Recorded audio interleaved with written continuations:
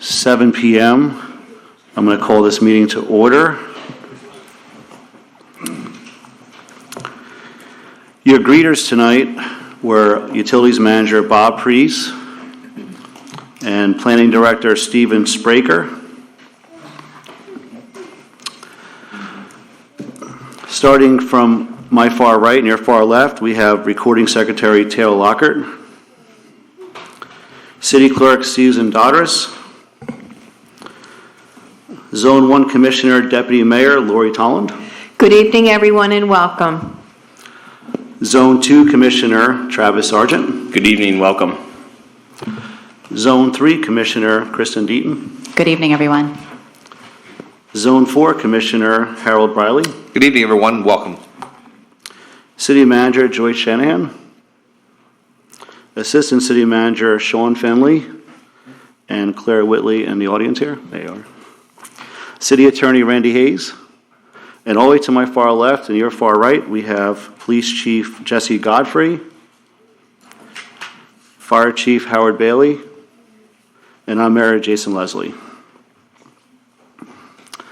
At this time, I'm going to ask Pastor Mike Petrick to come up from Harbor Baptist Church for the invocation, followed by the Pledge of Allegiance.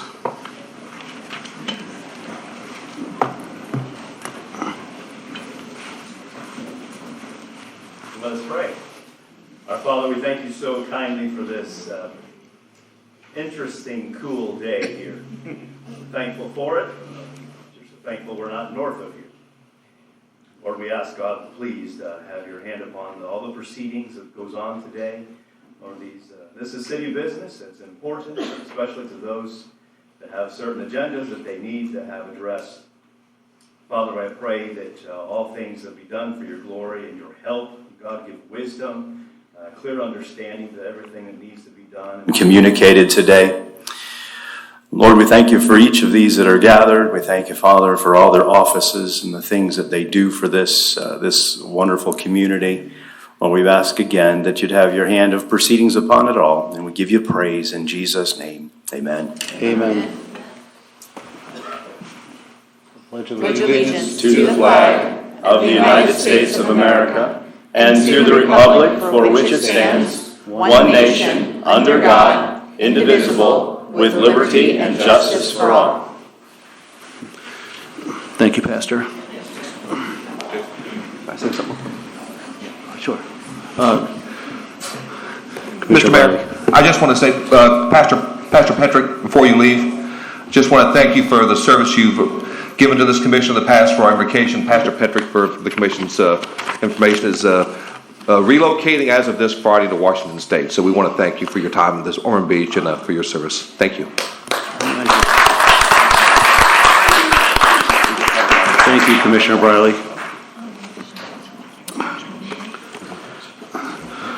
Moving on to presentation and proclamation section of the agenda. This is a time we can acknowledge and celebrate individuals, organizations, and other community success or achievements within our wonderful city. Today we have the presentation of the Home for the Holidays Parade Award winners. At this time, I'd like to invite Mr. Brian Daly to come up to the front to present the awards.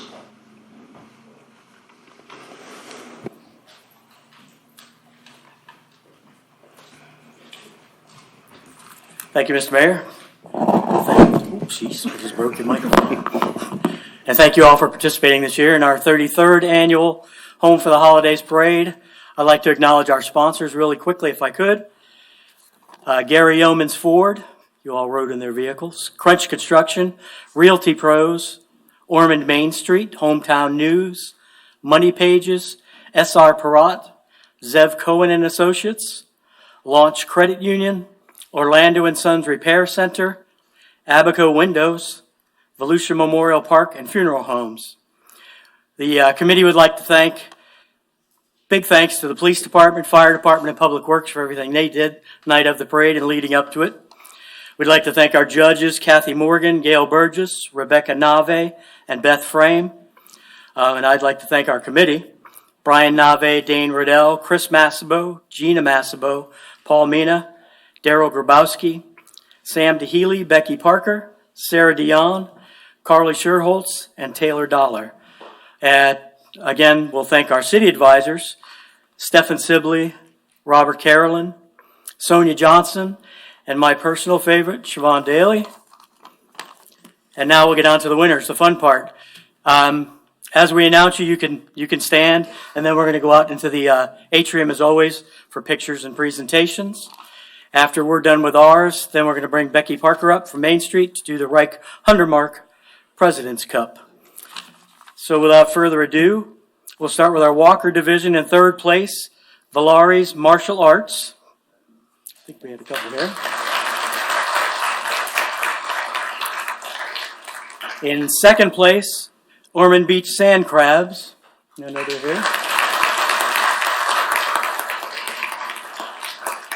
And in first place, Champion Elementary Honey Bears.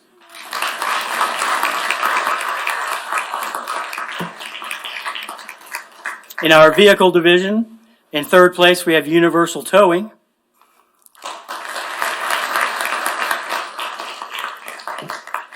Second place is Keurig Dr. Pepper.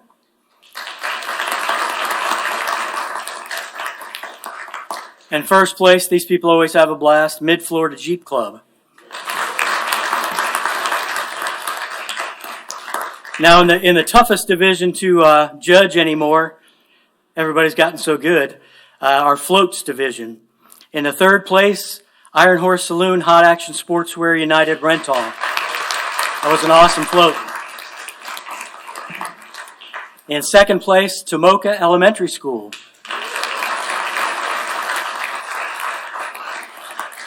And we'll keep with the theme of schools. In first place, St. Brendan's Catholic School.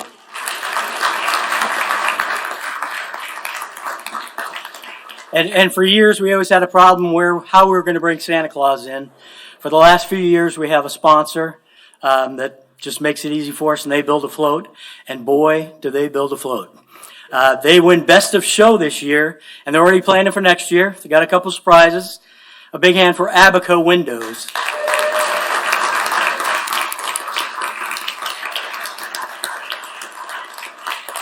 So if we can get them to head out to the atrium, we'll bring Becky up, and she can present the Reich 100 Mark President's Cup for the Best Business Award. Vanna White. All right, yes. I'm just here to be Vanna. And this year the award goes to Cunningham Air Conditioning and Heat. I don't know if they're here tonight because of the weather. Anybody here? No, but you look great anyway. And thank you all.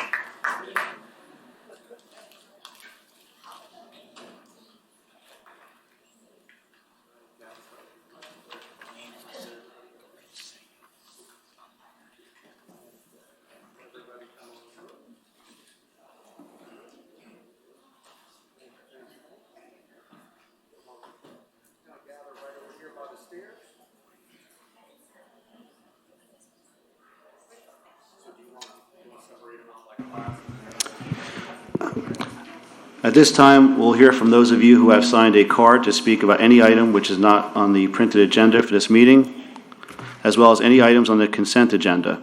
Each person will be given 3 minutes.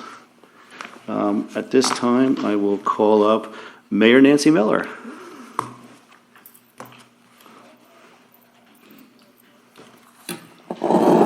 Good evening, Mayor, Deputy Mayor, and Commissioners. Thank you for having me here this evening. Can you hear me okay? Does this go down? Yeah. Maybe if you put it down. Can it bend?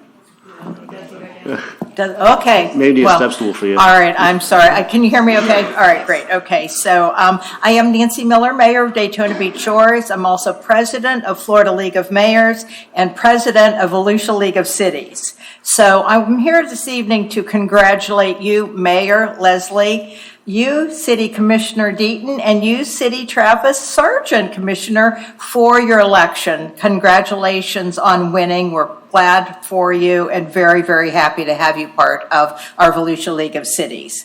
Also, congratulations to you, Deputy Mayor We're very, very happy to have you with us in our mayor's ranks. I do want to talk about that Mayor Leslie and Deputy Mayor Tolland attended one of our events last week, a Florida League of Mayors event. We were so happy to have you there. I hope you enjoyed that. And what we did at that event was, my priority this year is Florida mayors mean business. So we had several businesses up in the area. What I'm trying to do is promote small businesses through our chambers. Our businesses are a backbone of our community. So I wanted to set best practices, how we can work with them together. And both Mayor Leslie and Deputy Mayor Tolland were there, and I so appreciate it. We will have other events going forward, so I'm hoping you can attend those as well. And on behalf of Volusia League of Cities, I am thrilled to announce that Deputy Mayor Tolland has been added to our Volusia League of Cities Board of Directors.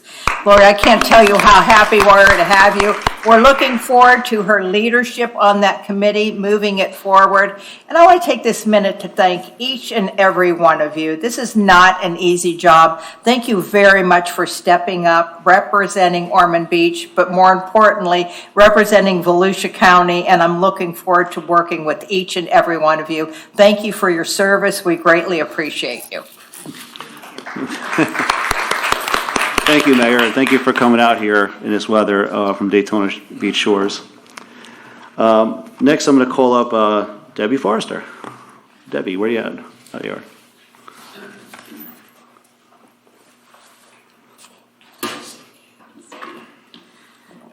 All right.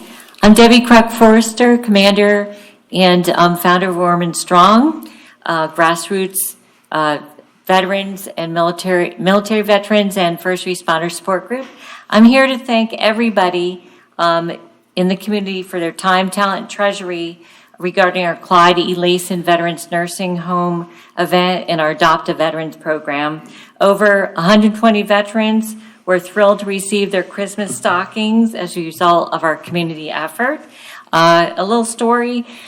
When we showed up there were a lot of veterans in the lobby, and I brought my walkie speaker and had Christmas carols playing in the lobby. And then we all went around. It took us 3 hours to give out all the stockings, etc. And we came back 3 hours later, and they were all sitting there listening to the Christmas carols again. And I asked if they had a speaker there, and they said no, so we all chipped in and got them one. So they got it before Christmas, so our event was when the parade was going on here. But it's cool, so they got to listen to that. Also, I want to thank everybody that donated to our North Carolina caravan, the Veterans Caravan. So this will be our last caravan up to North Carolina. Everybody donated so many things that they needed, and if you didn't donate, that's okay. I would ask you to donate to like Project Hilo, because they give campers to the people that don't have homes and everything up there, and so forth. Also, I'd like to do a sister brag. My brother was one of the 3,800 law enforcement officers sworn in to protect President number 47. I want to thank all law enforcement officers and firefighters, most of them being military veterans themselves. I just want you to know our group, Ormond Strong, we're with you. We'll fight for you, and as long as we're around, your service and sacrifice will never, ever be forgotten. Thank you. Ormond Strong out. Thank you, Debbie. Thank you. Next, I'm going to call up Patricia Franzem.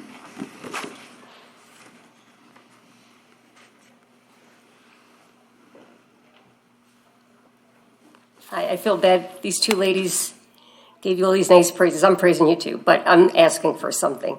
So, good evening. My name is Patricia Franzem, and I live in Bear Creek, located on Airport Road in Ormond Beach. Bear Creek is also next to what used to be the Riverbend Golf Course. As you know, Riverbend has been closed since December of 2020. Tonight, I am asking you to please schedule a workshop to discuss this property. Since Riverbend closed in 2020, The property has not been maintained. It has actually become an eyesore on Airport Road. Not only is it an eyesore, Riverbend has become a danger to the Bear Creek community. Homeless camps have been set up. The people living in Riverbend frequently trespass onto Bear Creek. They use our pools, outdoor showers, sleep in clubhouses, and use the restrooms. They harass and frighten homeowners at night by shining flashlights into windows. A few months back, a dangerous fire occurred near one of the homeless camps. This fire was directly behind a few Bear Creek homes. Fortunately, no one was hurt. Others have turned Bear Creek into a dump. People can gain access on Airport Road and Hull Road. Items such as toilets, boats, and other various types of junk have been discarded onto the property. Homeowners are also more than concerned about the very high grass, many fallen and dead trees. We see this as a fire hazard. In light of the fire catastrophe that is occurring in California, we are all more than fearful. I understand that there are many layers when planning the most appropriate use of property. However, you need to understand that this property has become a fire, safety, and quality of life hazard to the homeowners of Bear Creek. I'm asking you to please schedule a workshop sooner rather than later and put together a plan to keep us safe. During this workshop, discuss positive ways for the people of Ormond Beach to use Riverbend again. Consider creating a 9-hole golf course or open a small restaurant and create much-needed quiet walking trails. Thank you very much for your time, and thank you for all that you do. Thank you, Denise. I appreciate your session. I'm going to call now Denise Krisky.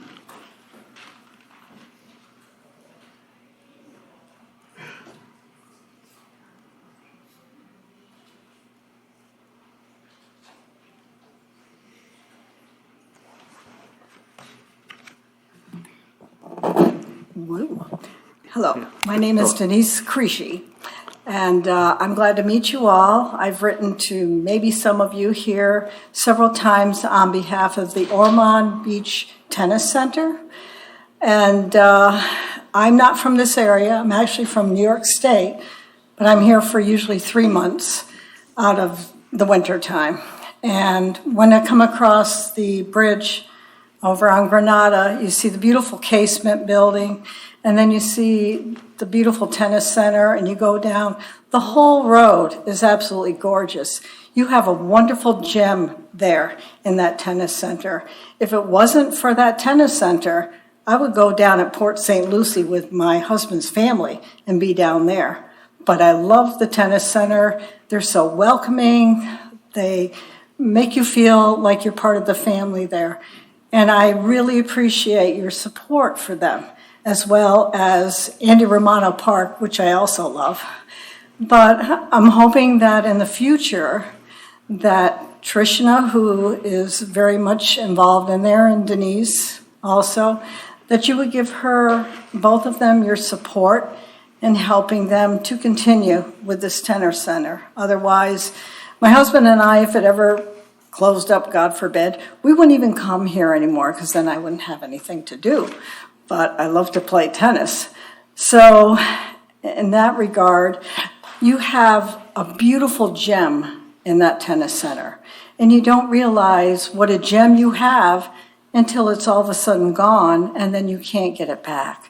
So my hope is that you keep supporting them, help them to get the clay they need and get the courts fixed up the way they should be, and continue in a wonderful tradition that draws an awful lot of people here from all over the country, from Michigan, Ohio, New York, and but it's really good to meet you all. I've written like 5 letters to you on behalf of the tennis center, so that's me. Thank you so much for your time. Appreciate you all. Thank you, Denise. Next up, Suzanne Schreiber.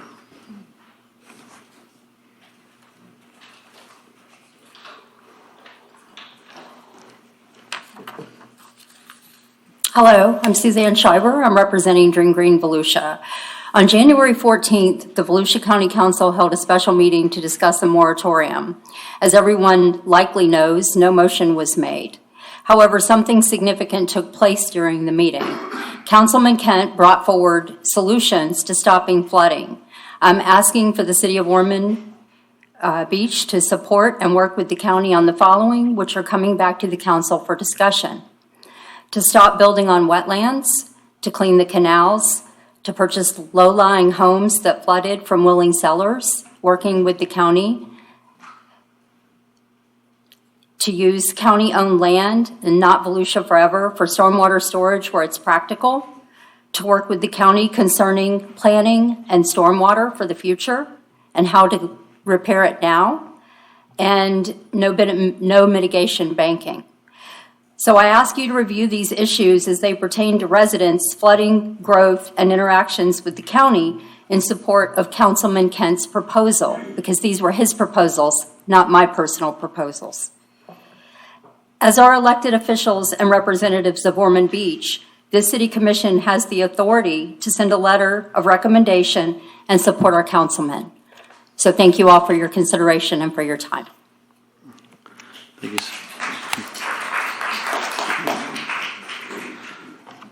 Jennifer Bright.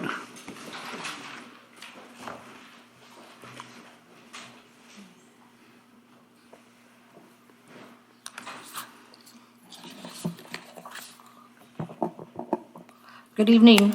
I first would like to thank the city for their quick response in correcting their error in removing the data downloads from the Open Finance Transparency Portal. I look forward to having the working links for the payroll data restored to the site as well. Second, I would like to suggest that the city, when it prepares its agenda, adds the expenditures and revenues if applicable, like the county, Volusia County currently does with their agendas. Currently, to find this information, it's necessary to go through the agenda packet, which averages 1,600 pages. Third, the Webster Dictionary defines minutes as an official record of proceedings of a meeting. The city currently appears to be supplying a summary of the meetings, and it's called the minutes. If we're going to use a summary, we should call it as such. The data can be found on your YouTube channel that posts the city's live recordings, where there is a closed caption transcript of the meetings. I would like to thank my commissioner for informing me that my questions and concerns for several agenda items on tonight's agenda will be addressed during this meeting.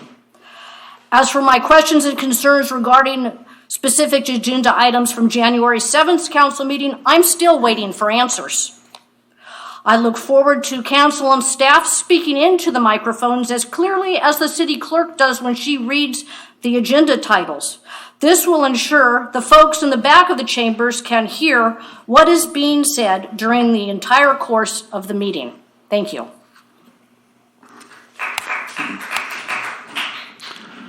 Next up, Trishna Patel.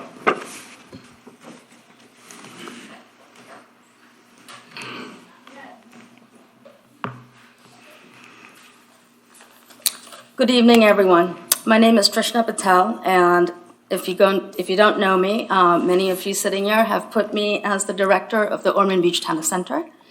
So I would like to leave you with a few statistics because I thank the commission and the city for all of the work and the support for the much needed restoration of the Ormond Beach Tennis Center. So in 2024, we served approximately 400 to 500 people each week. And in that time frame, we offered 9 times more programming, offering clinics multiple times of the day, every day of the week.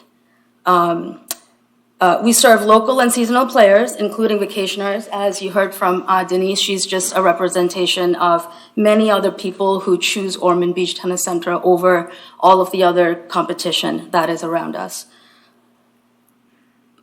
We also offer an after-school junior program, which continues to grow at the beachside location. And over there, we serve local area families all the way from Palm Coast to New Smyrna Beach.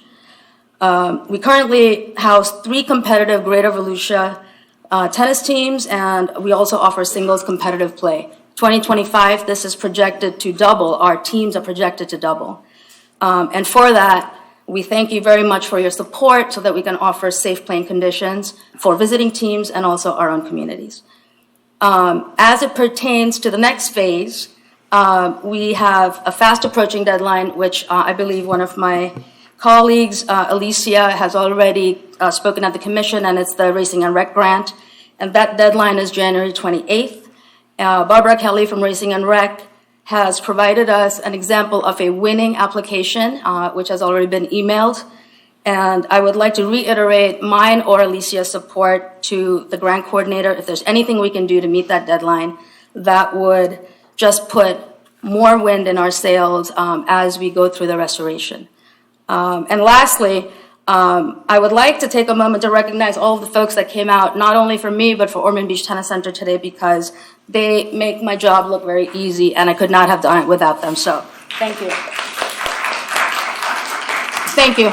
Thank you, Treza. Next up, Becky Parker.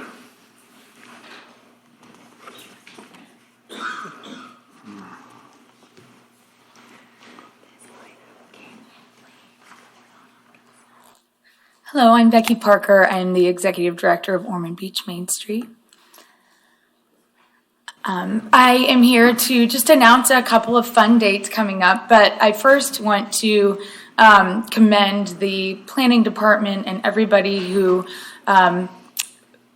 worked on the comprehensive plan update. We attended the presentation last week, and I was thoroughly impressed by how much data had to be presented and gone through and surveys, and I think throughout the process they all did a great job of in keeping us informed. The website was beautiful, and it makes it easy for me to share that with my board members and community members. So that was a really big project, and I just wanted to say great job. Secondly, we have Granada Grant Festival of the Arts coming up on Saturday, February 1st. A couple of things in February. And we're going to be blocking off New Britain Avenue and just lining the street with artists and activities and some kids' games and food. And it's just going to be a great day. It's become one of our most anticipated events. And lastly, on February 19th, News Channel 6 will be coming to our district. They've taken an interest in what we're doing at Main Street and within the Main Street, the Ormond Beach and historic Ormond Beach. And so they're going to broadcast live there from 4 to 7 here from Ormond Beach. They're going to have their anchors and the sports guys and the weather guys. And so it's just going to be a fun afternoon from 4 to 7 again at Grind is where they will be stationed. But they will be here in the weeks prior telling stories of business owners and community members. And I'm just really proud of Ormond Beach, and I can't wait to see the light shone on us a little more. So that's it. Thank you. Thank you, Becky. Next up, Barb Moore.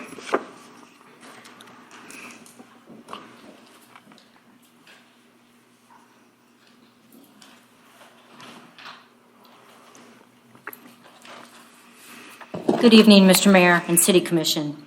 My name is Barb Moore, and this is in reference to Osceola Elementary School, the pavilion replacement project. And in January 2021, the City Commission pressed Volusia County Schools not to close the 65-year-old school, Osceola Elementary. Yet it was closed in favor of building a new elementary and combining with Ortona. And then on October 13th, 2.5 years later, a quote from the Ormond Observer has this. And it says, school board member Ruben Colon said the decision to close down Osceola came because of the building's condition was no longer favorable. And I can attest to that. And it led the school district to build a new school, meaning Ortona. Yet for school year 2023 and 24, Tomoka Elementary administration, teachers, and students operated out of this school. And currently, Osceola Elementary is occupied by Riverview Behavior Academy, an alternate education school. This is an old school that was closed against Ormond Beach City residents and quoted as the building's condition was no longer favorable, yet we want to dump money into a project now. This just doesn't make sense. Can you tell me what the cost is and or where I can find the accepting bid? And I just don't know why Volusia County Schools wouldn't be responsible for this project rather than the Ormond Beach residents. It just doesn't make sense that we are footing the bill. Just help me to understand, that's all. I just want to know why it's coming from us. Maybe that's common practice, I don't know. But thank you. And one other thing, the agenda, if there's any chance we can have that a week in advance, that really does help. I know other cities do it, and it gives us time where we can reach out to city commissioners and ask, especially if there's a holiday. That's a short time frame from Friday to Tuesday. Okay, thank you. Good evening. Thank you, Barb. All right, no more cards for public comments. So we're going to move on to the approval of the minutes. The minutes of the January 7, 2025 commission meeting have been sent out to the commission for review and posted to the city's website. Does anyone have any corrections or changes? Move approval. Second. Okay, all those in favor, say aye. Aye. Aye. All those opposed? Okay, the ayes have it. We're going to move over to 7 now, consent agenda. Items on the consent agenda are deemed routine and non-controversial. The action proposed is stated for each item. Unless the city commission removes an item from the consent agenda, no discussion on individual items will occur and a single motion will approve all items. Does any member of the commission wish to pull any items from the consent agenda? I know Joyce did, but... I'm not a commission member, but I have 7G. Okay. Move approval absent 7G. Second. I don't think that's it. 7F, excuse me. Mr. Mayor. Oh, okay. We gotta make a correction on that then. Correction. Move approval absent 7F. Second. Any other discussion on that? Okay, may I speak? First of all, just to provide clarification, the city is in partnership with Volusia County Schools for some of the playground area you see, including the pavilion. The pavilion was damaged during Hurricane Milton and has to be repaired. But in the meantime, staff feels like we need more information, and there's some feedback coming from Volusia County Schools. So we still have plenty of time to qualify for hurricane funds. So we ask this be pulled so we have some more time to explore that. Okay, thank you. Thank you. Move approval, item 7F. Yes, you did. Second. Okay. I'm sorry. Table. To table it, I'm please. sorry. Yeah. Move to table item 7F, I'm sorry. Second. We'll bring it back at a future meeting. Okay. Did you get all that, Susan? Yes. Okay. Was there a motion a second to approve the consent? There was. Was there? Okay. No vote yet. Okay. Call the vote, please. Commissioner Tolland? Yes. Commissioner Sargent? Yes. Commissioner Deaton? Yes. Commissioner Briley? Yes. Mayor Leslie? Yes. See, any other items? Yeah. No. Comments on the consent agenda? Yeah, comments, yeah.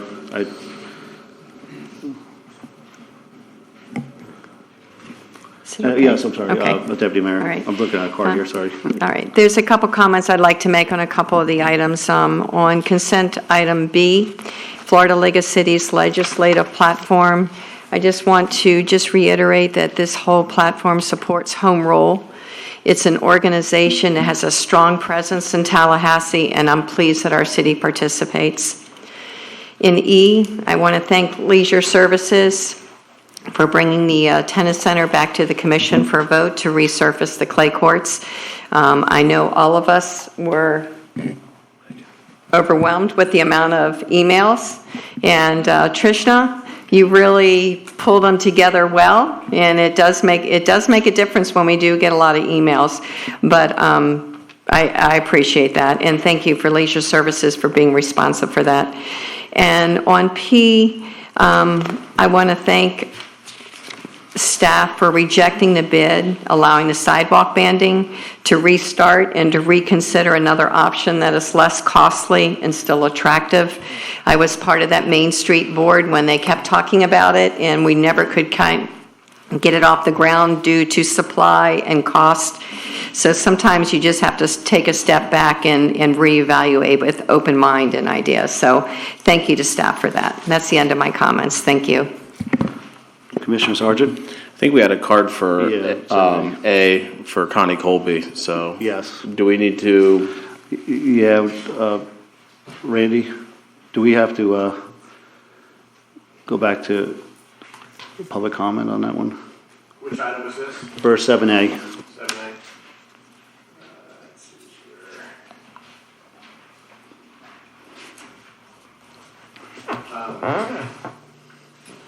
Well, items on the consent agenda typically get addressed by members of the comment under the audience remarks. You can certainly provide an opportunity to residents to address it if you wish to go back and do that. You can do that. Okay, we have a motion right now, though, so can I still do that with the motion? No, you don't have to. No. So you don't have to vote again. So you already voted on it. So Yeah. it's Yeah, that measure okay. has been Oh, that's finally fine. resolved. The question really is if you, at this juncture, whether you want to go back and allow the individual to speak to address what you voted on. Okay, we'll do that You then. have some discretion in terms of whether you want to do that, but it won't affect the vote unless you want to go unwind the vote and then come back and do it, which you don't necessarily have to do. Okay, all right, so we'll just do that then. I'll just allow the speaker to come up, and then after that, we'll move on. So at this time, can Connie Colby come up?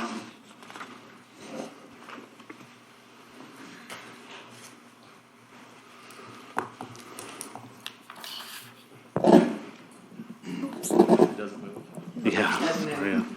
Well, I'm not tall enough. Connie Colby, 108 Roble Lane, Ormond Beach.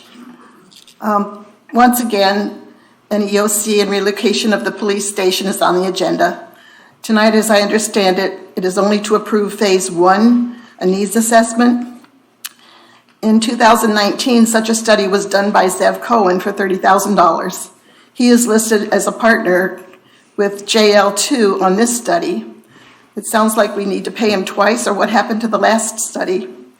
The project has been denied federal funding twice, and even transferring $557,000 from the general fund, there is not enough money. There's no money for making this project a reality at this time.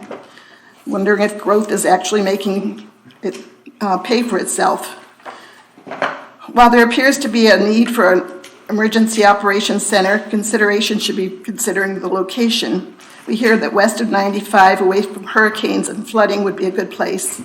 If they are west of 95, they will need to come back under 95 to the beach area when there's an emergency. They need to bring boats and their other equipment here. That puts them trying to go in the opposite direction of people evacuating. Wherever it is, it would be nice to have a wing of the emergency operations center as a place like a dormitory or a relaxing place when there are emergency crews that need to remain during emergencies. And I love the Ormond Police Department. I don't have anything against them. As for the Ormond Beach Police Department, that building, as I understand it, is only 24 years old. Hopefully we get more years out of building around here. Shouldn't have to build a new building every 20 years if it's maintained. The building is in the right place and architecturally enhances the area. The needs assessment does not require inclusion of this building in the contract. It probably needs work, but the work has got to be less than $50 million for a new building.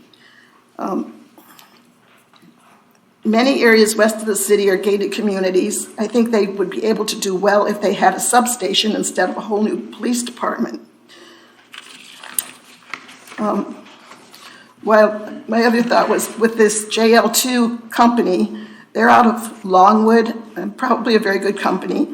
The contract has in it that they get reimbursed for meals, travel, mileage, tolls, and parking if they're over 50 miles. When I checked today, they were 51 miles away.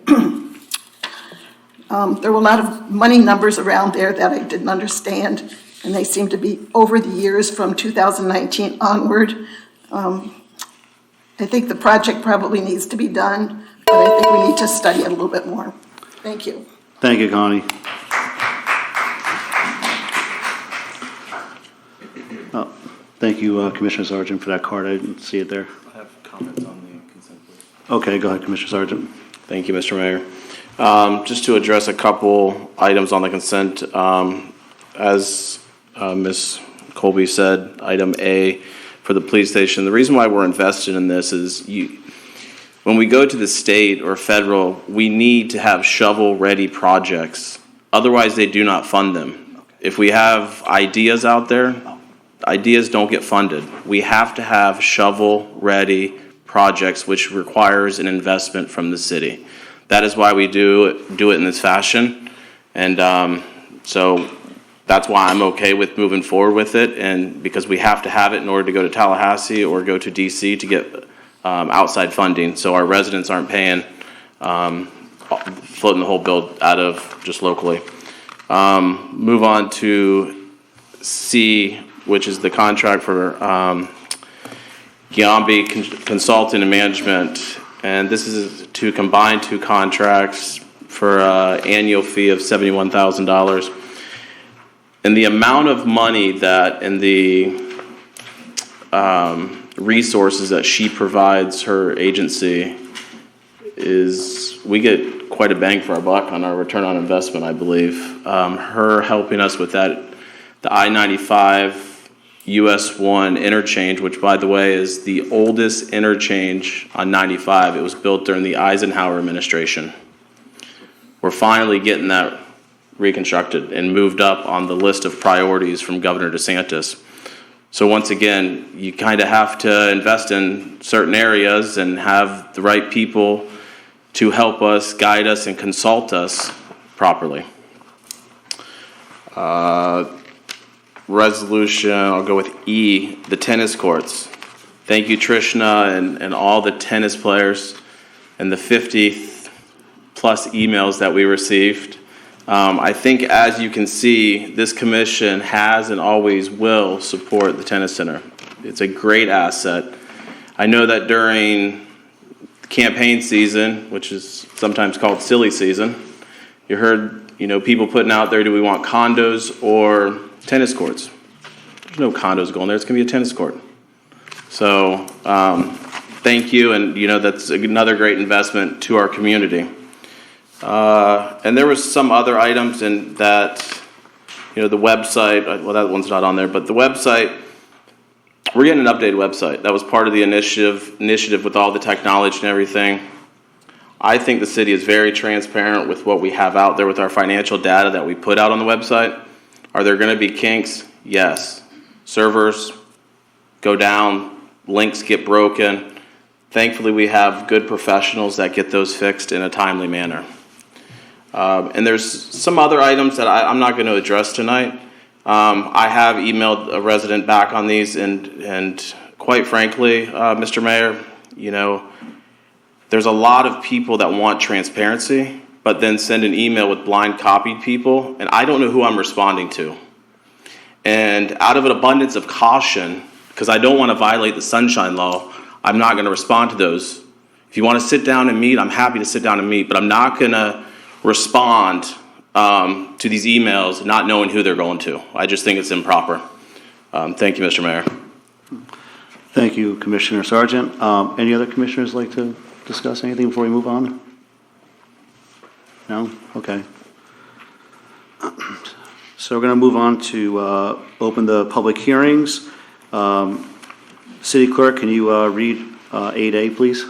Ordinance number 2025-03, an ordinance amending Chapter 1, General Administration, Article 2, Administration and Enforcement, Section 1-17, Historic Landmark Preservation Board of the City of Ormond Beach Land Development Code, repealing all inconsistent ordinances or parts thereof, providing for severability and setting forth an effective date. This is the second reading of ordinance number 2025-03, read by title only.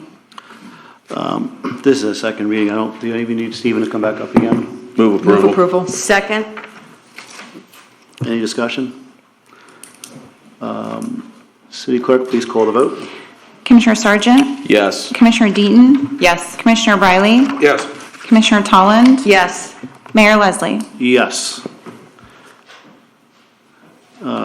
Read 8B, please, City Clerk. Ordinance number 2025-04, an ordinance amending Chapter 2, District and General Regulations, Article 2, District Regulations, Section 2-39, Reserved of the City of Ormond Beach Land Development Code to provide regulatory guidance in accordance with the Live Local Act as provided in Florida statutes, repealing all inconsistent ordinances or parts thereof, providing for severability and setting forth an effective date. This is the second reading of ordinance number 2025-04, read by title only. Move approval. Second. Any discussion? City Clerk, please call the vote. Commissioner Deaton? Yes. Commissioner Briley? Yes. Commissioner Tolland? Yes. Commissioner Sargent? Yes. Mayor Leslie? Yes. It's a long one here. 8C, City Clerk, please read the title. Ordinance number 2025-08, an ordinance amending Chapter 1, General Administration, Article 2, Administration and Enforcement, Section 1-19, Appeals, amending Chapter 1, General Administration, Article 3, Definitions and Acronyms, Section 1-22, Definitions of Terms and Words, amending Chapter 2, District and General Regulations, Article 2, District Regulations, Section 2-35, PRD, Planned Residential Development District, subsection H, Recreational Facilities, amending Chapter 2, District and General Regulations, Article 6, Overlay District, Section 2-73, Greenbelt and Gateway Preservation Districts, amending Chapter 3, Performance Standards, Article 1, Landscaping, Section 3-03, Tree Removal Process, amending Chapter 3 Performance Standards, Article 1, Landscaping, Section 3-04, Tree Protection and Replacement, amending Chapter 3 Performance Standards, Article 1, Landscaping, Section 3-05, Landscape and Irrigation Plan Requirements, amending Chapter 3 Performance Standards, Article 1, Landscaping, Section 3-06, Buffer Area Requirements, amending Chapter 3 Performance Standards, Article 1, Landscaping, Section 3-07, Reserved to create Section 3-07, Existing Developments Landscaping, amending Chapter 3 Performance Standards, Article 1, Landscaping, Section 3-08, Maintenance of Plantings and Irrigation Systems / Enforcement, amending Chapter 3 Performance Standards, Article 1, Landscaping by repealing Section 3-09, Land Clearing, and creating Section 3-09, Tree Abuse, amending Chapter 3 Performance Standards, Article 1, Landscaping by repealing Section 3-10, Grading and Filling, creating Section 2-10, Land Alteration Permits, amending Chapter 3 Performance Standards, Article 1, Landscaping by repealing Section 3-11, Mining and Excavation, amending Chapter 4, Plan Review and Subdivision, Article 1, Site Plan Review Procedures, Section 4-02, Site Plan Approval Required, Thresholds, and amending Chapter 4, Plan Review and Subdivision, Article 1, Site Plan Review Procedures, Section 4-07, Restriction on Release of Permits of the City of Ormond Beach Land Development Code to update landscaping standards, repealing all inconsistent ordinances or parts thereof, providing for severability and setting forth an effective date. This is the first reading of ordinance number 2025-08, read by title only. Stephen Spraker, can you come up and speak on this item?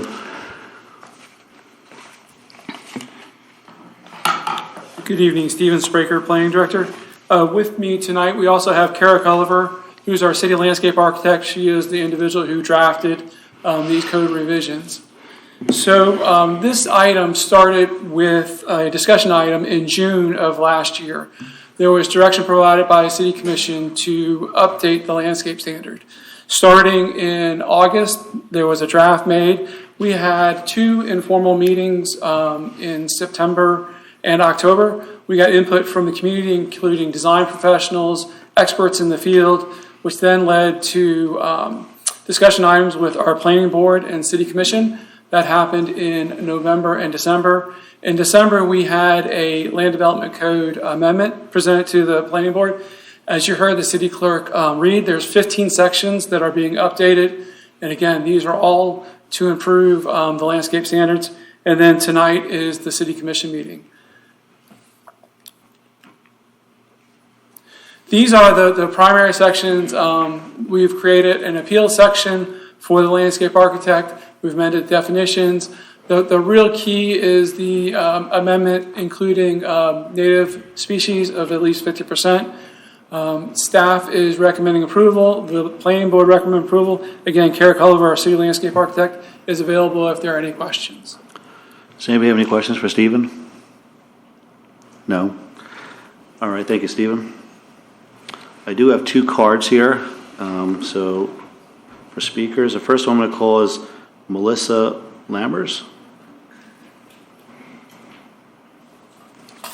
Good evening, Mayor Leslie, Deputy Mayor Tolland, and City Commissioners. Congratulations on your elections, and thank you for this opportunity to speak. I'm Melissa Lammers, Co-Conservation Chair for Halifax River Audubon. We've been in continual operation in Ormond Beach for 102 years, but I've not been with them quite that long. I have for years. We have been working to educate members of the community about the vital role Florida native plants play in the health of our ecosystem and ultimately in our own health. We were partners in Regrow the Loop last year and this, where we met Commissioner Tolland. Through our months-long collaboration, Commissioner Tolland deepened her understanding of the need for more natives in our landscapes and brought forth the request for this commission to consider a review of your landscape codes to require more Florida natives plants in a variety of circumstances. At that time, I and others spoke to the commission to lend our support.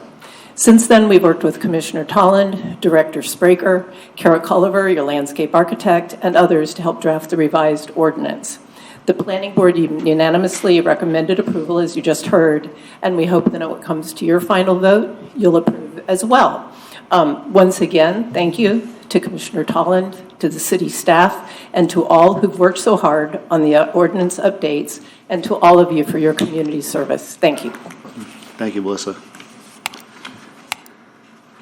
Next, Suzanne Schreiber.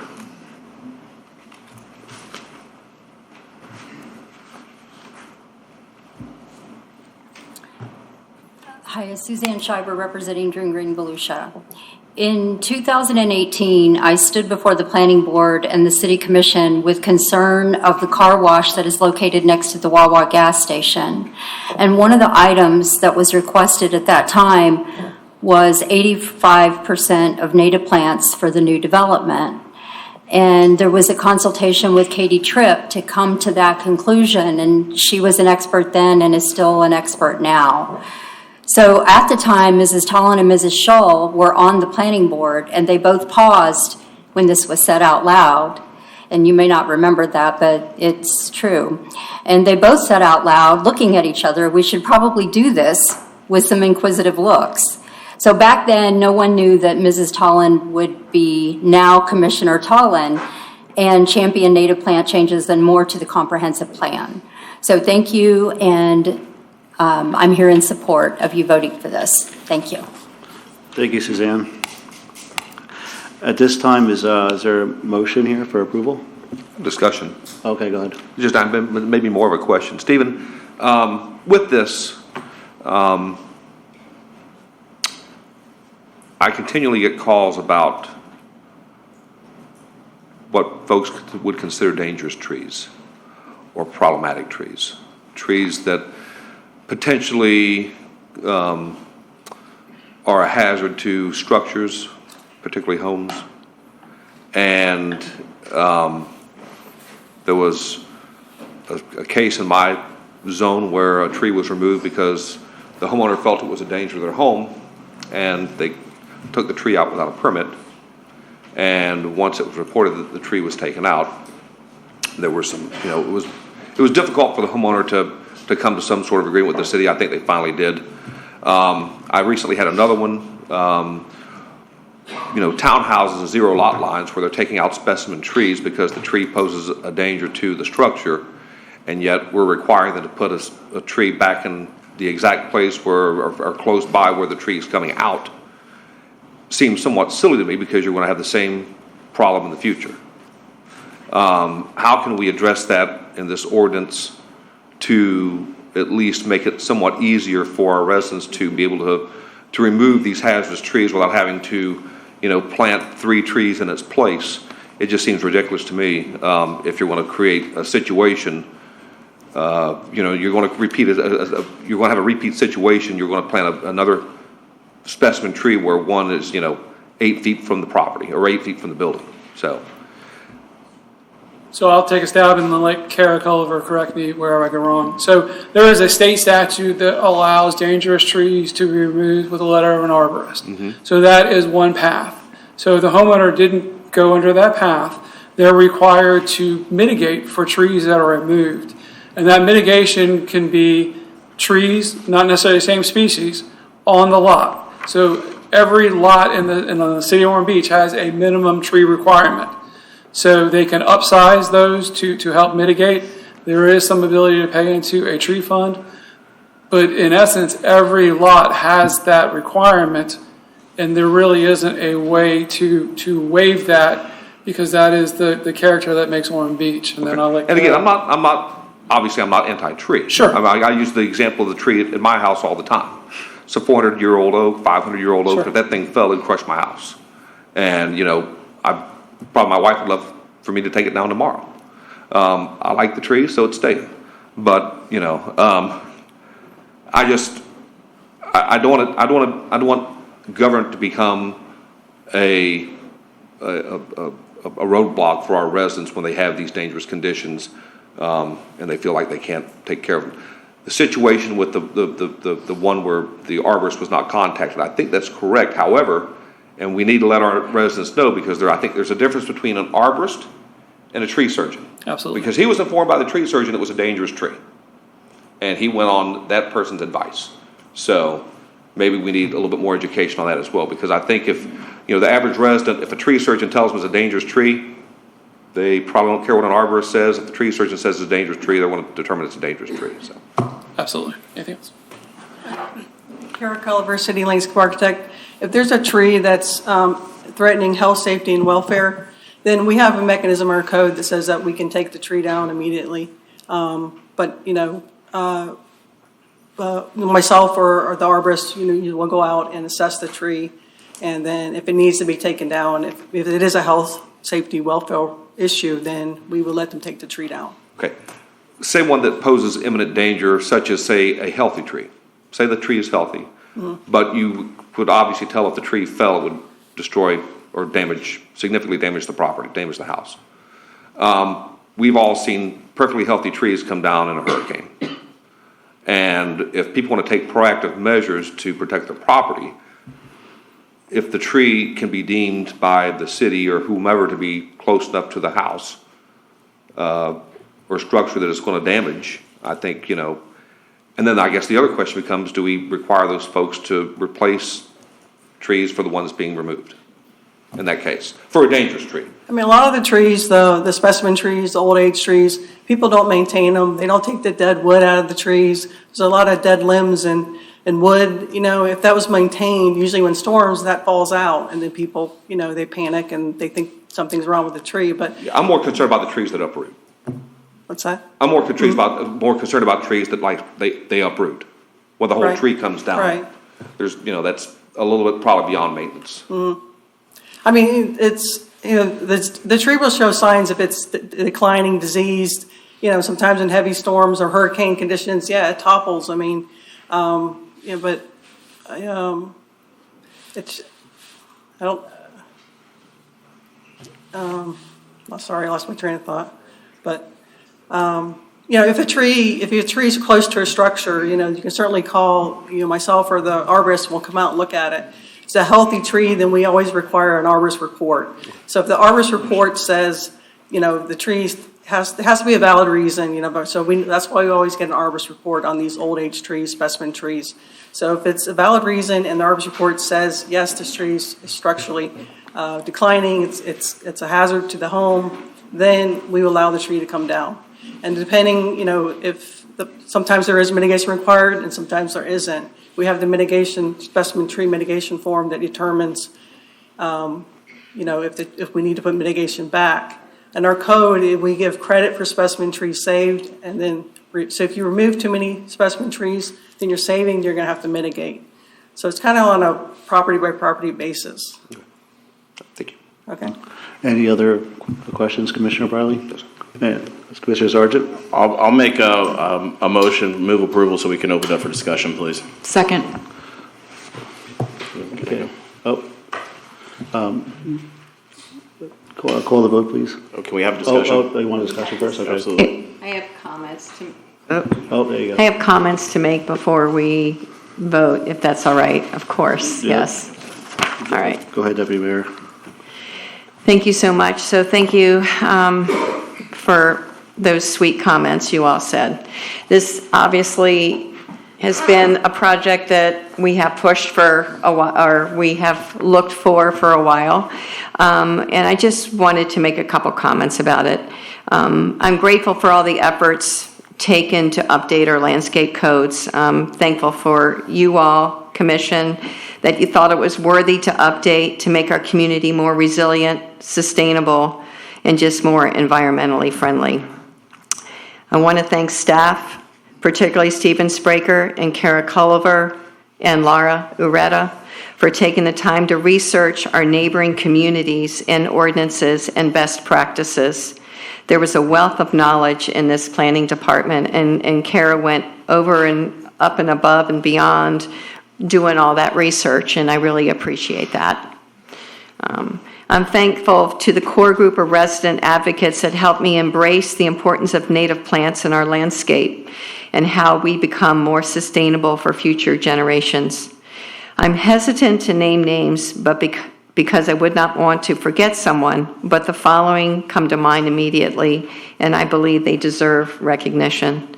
Melissa Lammers, Leslie Nixon and the Paw Paw Society, Alan Burton, Nancy Galdo, Pam Novi, Julie Sipes, and Suzanne Schreiber. Thank you so much for educating me and giving me the knowledge to push this initiative, and thank you for the staff for being so receptive for it. And I'm also thankful for the Zev Cohen and all the other stakeholders that provided information. Jake Stairs out in the audience now, that provided all the information for at our interested parties meetings. They were very enlightening, and I'm very appreciative of that. And so together, an updated document was created, and I appreciate it, and I want to say thank you. Thank you, Deputy Mayor. Commissioner Sargent? Thank you, Mr. Mayor. Commissioner Briley, I understand where you're coming from, and I get it, but we do have mechanisms in place with our ordinances. I think maybe what we need to focus on is public awareness so that our public does understand what we have, but I don't think we need to change anything, because what scares me about changing it, as soon as we open it up, we're going to have more diseased trees than we know about, more hazardous trees, and before you know it, everyone's just going to be cutting them down to cut them down. And I just don't want to open up that floodgate. I think we need to keep it where it is, if anything, do more public awareness, whether we get something out in the water bills, more social media, maybe having the, any tree company that does business in the city of Ormond, maybe they need to be advised. Maybe we send them a certified letter so that we know that they got it. Something, maybe a little bit more, but I don't think we need to change our ordinances or anything. I just think we need to do more public awareness.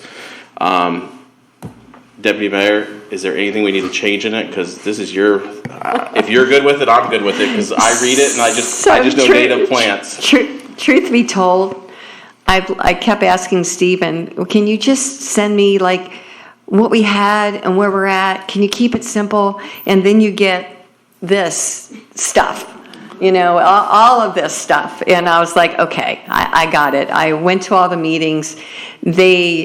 Unless they pulled a fast one, which I'm sure they didn't, everything is just the way it needs to be. Can we always be better? Of course. Can be more green? Obviously. But this is just absolutely amazing. And you guys were great to allow this project to move forward. And those guys were just amazing doing the work. Kara especially, I mean, we literally looked at every neighboring city, where they were at, and we saw where our deficiencies were and where we can be better. And so I'm appreciative of it. And maybe in 5 years, if we want to look at it again to make it even better, great. But right now, I am thrilled. So thank you. Well, then I echo your comments, thanking staff, thanking everyone that was involved too. That was quite the ordinance to read. So with that, I'm good with it. Thank you, Mr. Mayor. Before I call the vote, I just want to say, that presentation, that time you did was excellent. I remember that, with the native plants and all that stuff. So, and I understand your frustration too, Commissioner Briley, but, I have to agree with Commissioner Sargent on this one with just, the ordinances, changing them could be a little problematic in a lot of ways. But I'm happy to see this. It was a long, ordinance. It's probably the longest ordinance I've read. But other than that, though, let's call the vote and move on. So call the vote, please. Commissioner Briley? We can talk about trees another day, yes. Commissioner Tolland? 100% yes. Commissioner Sargent? Yes. Commissioner Deaton? Yes. Mayor Leslie? Yes.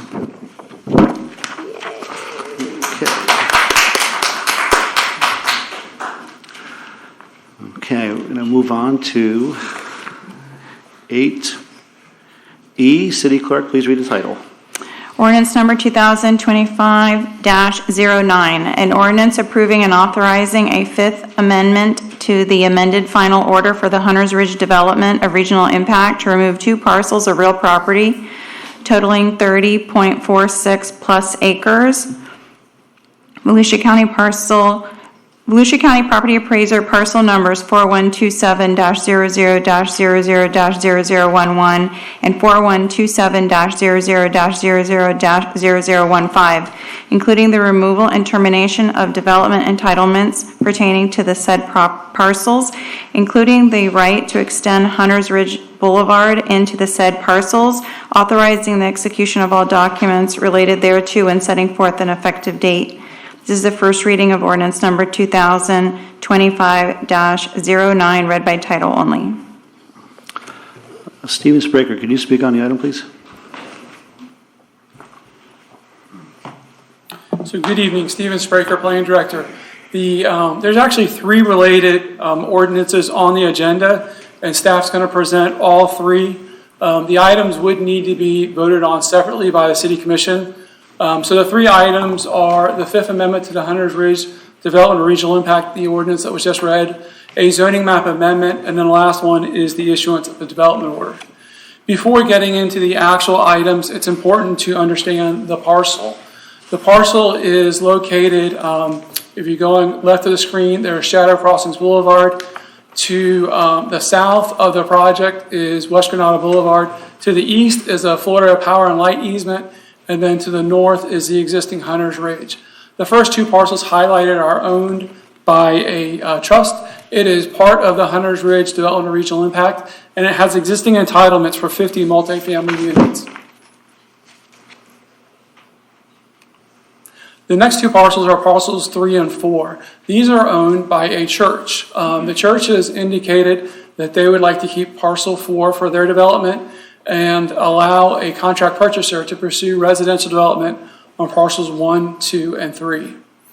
The next area is an FPL easement shown on the far right of the screen. That FPL easement extends to the north and to the south of the property. The next 2 areas are areas 6 and 7. Those are Florida Department of Transportation retention ponds, not part of the subject property, but next to it and important. The next area is Old Tomoka Road. That road bisects the property. It goes from West Granada Boulevard and then further goes east to the property to West Granada by Breakaway Trails. That is a Volusia County roadway. It's proposed to be vacated as part of this application process. That would be a separate process with Volusia County. And then the last area is the Little Tomoka River, which is on the northern third of the site. it extends from West Granada Boulevard further east along the property. So the first ordinance is the Fifth Amendment to the Hunters Ridge Development of Regional Impact.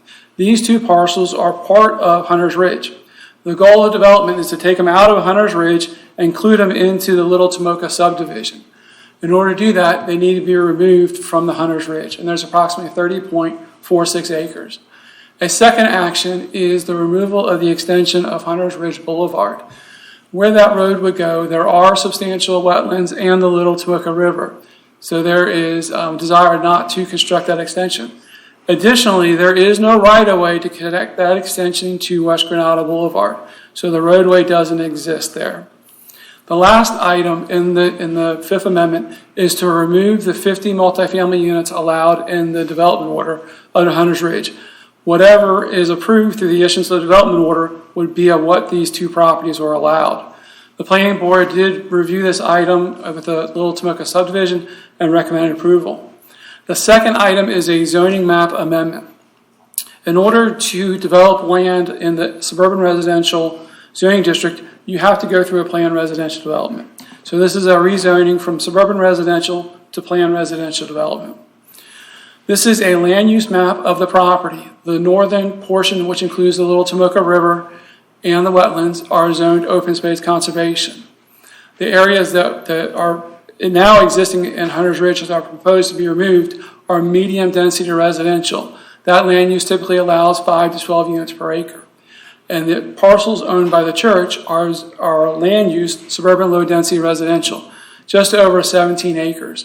That requires a holding capacity to determine the amount of residential development that can be done. The planning board recommended approval, again, 4-2 of the Little Tomoka subdivision. And the last item is the issuance of the development order. This is where you see what the applicant is proposing. The subdivision is a 3-step process. The first step is what you have before you tonight. It's a planned residential development. This is a zoning document. So it's going to have items such as the lots, lot sizes, landscape buffers, any non-residential uses, open space, recreational, architectural standards. It's not going to have the detailed construction drawings. It's not going to have a stormwater plan. It's not going to have utility plans. If the zoning document is approved, that would come next. This process starts with our site plan review committee, administrative staff. There's a neighborhood meeting that's required. That happened in October. The planning board review happened in December, and then the commission item is before you tonight for action. If the zoning document is approved, they will go to a preliminary plat. Again, construction drawings where it'll come back for a public hearing, starts with city staff, goes to the planning board, and then back to the city commission. If that preliminary plat is approved, it will come back again before the planning board and city commission as a final plat. Those are the subdivision legal documents that subdivides land. So that is the process. The application is before you on the screen. The area in green is shown as natural preservation. The northern portion, which includes the Little Tomoka River and the wetlands, are to be preserved. The portion of the FPL easement on the property is to remain a natural area. And then there is a greenbelt buffer along West Granada, which the applicant has exceeded. The areas shown in pink are the 31 residential lots. There are 3 stormwater ponds proposed as part of development.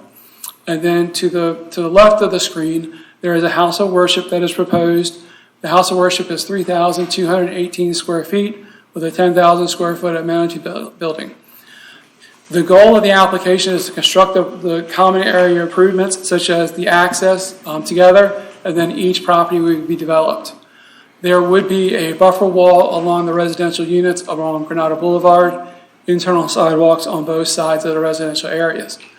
As part of the application process, the application was required to do an environmental assessment report reviewing the Little Tomoka River and the associated wetlands.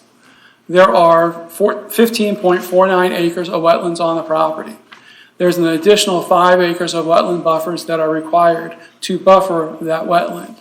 The project proposes 0.33 acres of impact at the entrance and then at the stormwater pond next to the FPL easement. None of the wetlands along the Little Tomoka River are being impacted. This was in your packet as part of the site plan from Zev Cohen and Associate. It's key to note that as part of the development standards, the project has committed to a higher standard of stormwater. So they're using the 100-year storm versus the 25-year storm when they get to the construction documents. Again, this is a zoning document. It's not going to have those items. Adequate capacity of to serve from Volusia County Schools was included in the packet. There was a traffic memorandum prepared. The project itself did not generate enough trips to warrant a traffic study. What we've heard from the neighborhood meetings are concerns regarding traffic, specifically at Shadow Crossings Boulevard and West Granada Boulevard. There is a strong desire for a traffic light. The Department of Transportation has looked at that in 2019 and 2021. At that time, it didn't meet the warrants in order to allow a traffic signal. These project trips are going to go right in, right out, so they will go to that intersection and they will cause additional traffic. Another item that we heard through the neighborhood meeting and planning board was flooding and stormwater. It happened, there were pictures that were in the neighborhood meeting portion of the staff report, and there were additional correspondence that was provided as part of your packet. So that definitely is a concern. Again, a zoning document doesn't have the final stormwater plans, but that is part of the overall process. The planning board did recommend approval with a 4-2 vote, and the applicant is here to address the commission. Staff is available if there are any questions. Does the commission have questions at this time? Oh, Commissioner Deaton. Thank you. I have a slew of questions for you. All right. I attended both the planning board meeting, the neighborhood meeting, and I sat back and listened. One of the neighbors asked multiple times regarding a dam that I guess a resident placed in the creek. Has that been reviewed? At the planning board, there was an environmental consultant from the applicant. Mm-hmm. They walked the ditch and they found no dam. They thought the dam was caused by natural occurrence. They didn't believe, and I don't want to speak for the environmental consultant, but at the planning board, he thought that that was a natural occurrence. He has walked it, didn't find any observations of the dam. Okay, thank you. Now, we all know there's a lot of flooding there. We know that during Hurricane Milton there was excessive flooding, and there was great impact on the FPL easement regarding the flooding. Many people, including myself, did not have power for multiple days because that was flooded. When was the last time the creek was cleared or of debris? I don't have that information, ma'am. Okay. Is there a way we can get information regarding that? Because I know that's probably going to contribute to the flooding. And if there's building, there are going to be contents going into the creek is my concern. We can work to get to that information. I don't have that information for you tonight. Okay. As a zoning document, there are no construction level details in the packet. Okay. All right. Thank you, Commissioner Deaton. Commissioner Briley. Thank you, sir. And maybe this, and you can tell me, Stephen, if this is, we maybe can talk about this after the applicant has spoken. I know that looking at this property and looking at the proposed site plan, if you will, majority of this property, at least a good portion of this property, appears to be in flood zone AE, which to me causes a little bit of concern because even though you have a lot of this property that's maybe considered upland and possibly in zone X, zone AE is just almost right on top of it. So you do have a lot of wet property around what we built upon. I know that they're saying in the staff report that the 10,000 square foot amenity building, I guess, for the church would be considered recreational area. I'm not so keen about a subdivision getting credit for a recreation area that they don't own. The church could say, the site's not available at certain times for recreation, and I think that's not what the intent was when we put that into the code, that subdivisions had to offer recreational facilities for its residents. I don't think we saw, we never anticipated any restrictions except for, say, maybe daylight hours.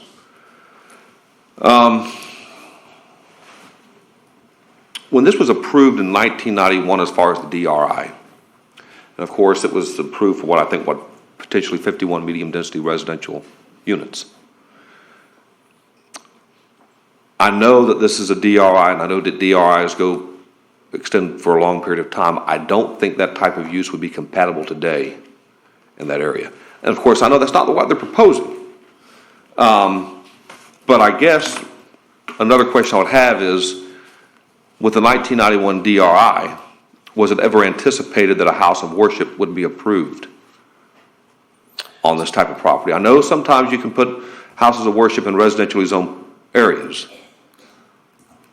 but I don't know if it was ever anticipated whenever the DRI was approved in 1991. Right, so the house of worship actually is not in the DRI property. It's on the property south of Old Tomoka Road. Okay. So it's important to remember, areas 1 and 2 on the map have rights of 50 multifamily units today. They can come in with a site plan and there go to construction. There's no public hearing, there's no platting. So areas 1 and 2 have that right. Areas 3 and 4 have separate ability to construct. A house of worship is a special exception in the SR. So even without a rezoning, they have the right to go through that special exception. And then the suburban low density residential in area 3 does have the right, either 1 unit per acre by right, or to go through this plan development process. So each of those parcels, 4 parcels, have separate entitlements that exist today. Okay.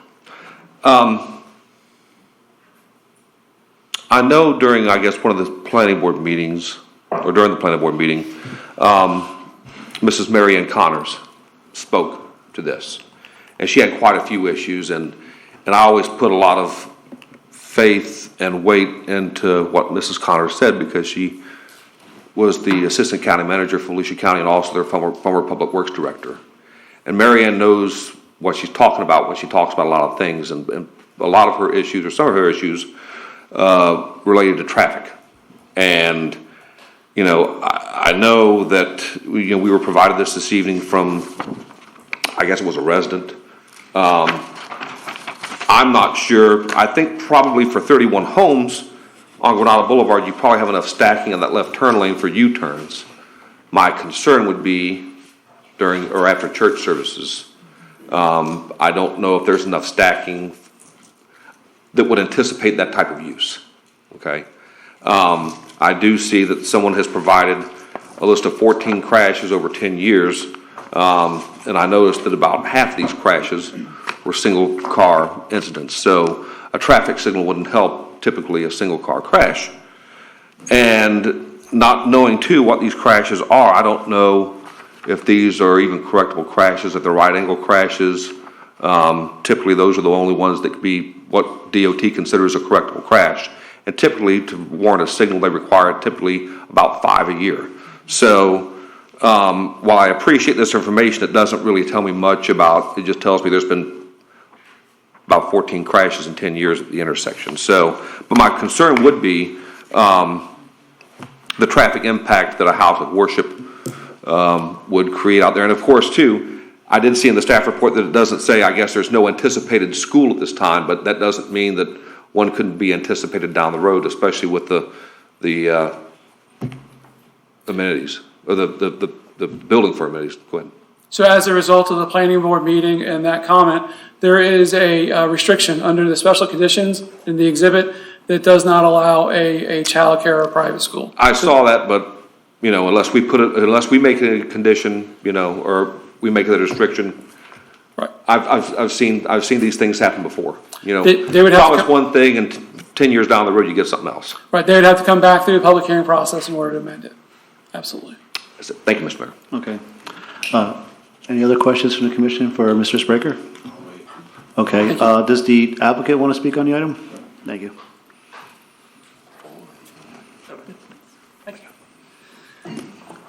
Good evening. Mr. Mayor, Madam Deputy Mayor, members of the Commission. For the record, Mark Watts with the law firm of Cobb Cole, 231 North Woodland Boulevard, DeLand. I appreciate the opportunity to be here this evening, and the presentation that staff made, as always, very thorough, and appreciate your questions as well. I'll try and make sure I touch on them as we go through. As Stephen indicated in his report, this is a combination of parcels that have a variety of different existing uses. What we're proposing to do is essentially reduce the maximum potential density from a residential standpoint add a use that's already a special exception use under the existing zoning, and basically put in some other standards that really exceed what your current standards are in the land development regulations. So that's my quick overview. Let me go through point by point. Stephen covered a lot of this, so I'll try and make that fairly quick. If I can learn how to drive your new machine here. Do I have to point in a certain direction? Or? Okay, I got it. It moved. So my map's not as good as Stephen's, but this kind of gives you the breakdown between the medium density residential, the open space conservation, and the suburban low density residential. Those are your existing land uses that are already on the property. From a zoning standpoint, you've got suburban residential. Again, that covers both the areas north of Tomoka, Old Tomoka Road that are also covered by the DRI development order, and the area that's south of Old Tomoka Road that's under the suburban residential zoning classification. So if you think about this from the standpoint of what's the most you can do given the existing collection of rights, and if you look just at your land uses there, again, you don't hardly ever see a project where you get to the maximum on your land uses, but the maximum number of units that you could put on, given the three different land uses, is about 170 units, which I think, knowing the constraints that the property has, would be a completely ridiculous result on this property, unless you're building some kind of high-rises that would be completely out of character with the area. Realistically, you've got 50 multi-family units that are permitted on the portion north of Old Tomoka Road. And the suburban residential, as it sits right now, with the acreage that's there, you've got roughly 17 or so residential units, so you're now at about 67 residential units. Plus, you've got the potential for the house of worship as a special exception. If you look at the special exception requirements that are in your code, it's very straightforward to demonstrate compliance with those. And so, you know, as a lot of you are aware, when you're dealing with a special exception, as long as you show that you meet those particular conditions in your code, you're entitled to that use and that approval.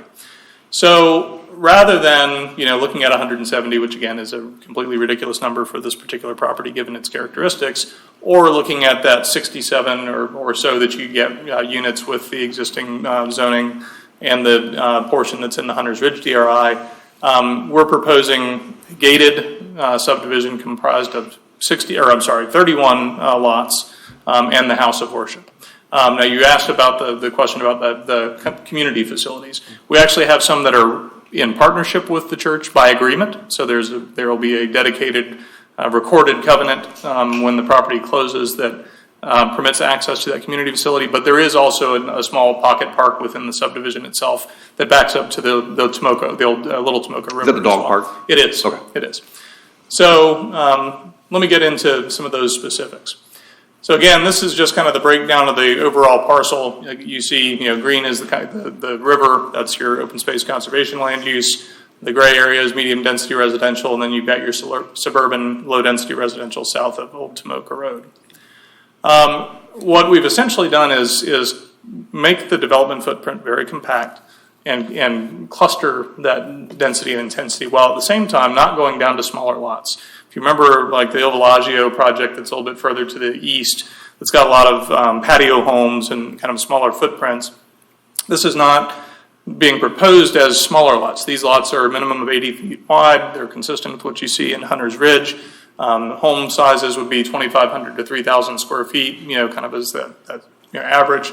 But I think one of the really key things here, and given the comments about things like the flooding, you know, issues and preserving more of the property as open space for that stormwater to either have a place to go or to perk down, 33.1% of the overall property is what's being impacted and developed. The balance is going into open space or conservation. So here's I think a good example of what you do when you look at the property and sort of listen to what it's saying as far as what's possible there. 170, completely ridiculous. That's, you know, why you've got those other regulations that then come in and kind of help tailor, you know, what you're doing with the piece of property to what that property can support. I already covered most of these. So the dog park, I don't think you've got a laser on here. Let's see. Can't really see it up there anyway.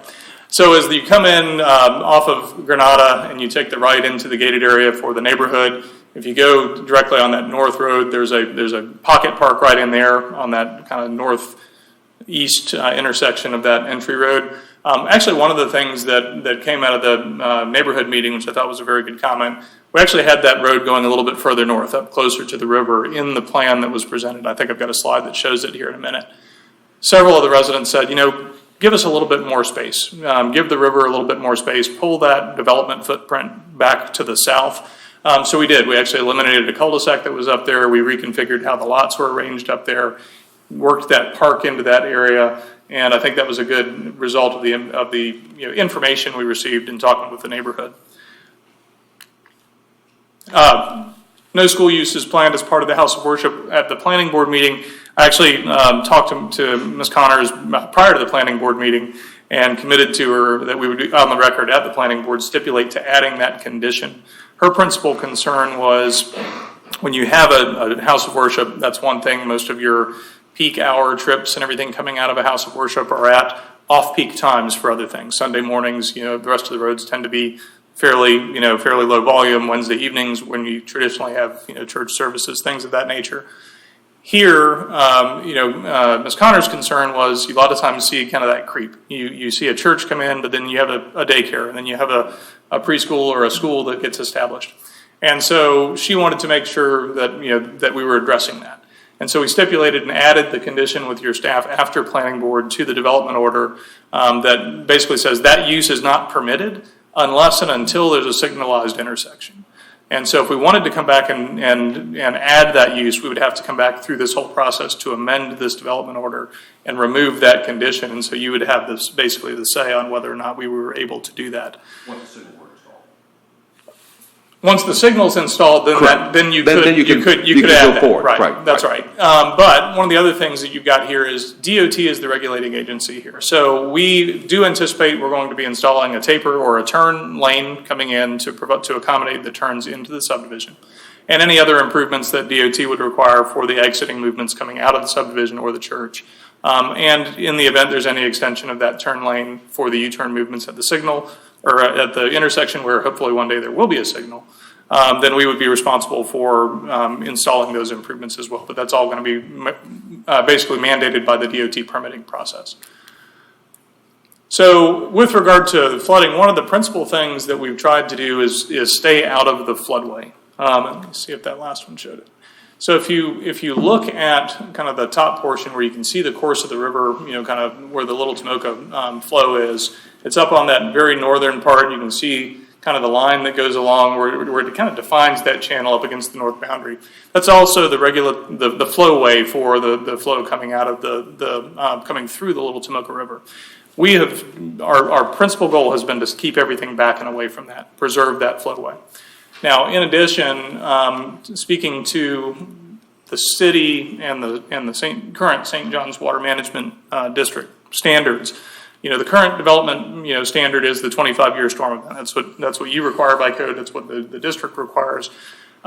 Given the concerns we've heard, given the concerns coming into this that staff raised, wanting to make sure that we were being extra cautious, we've actually designed this for the 100-year event.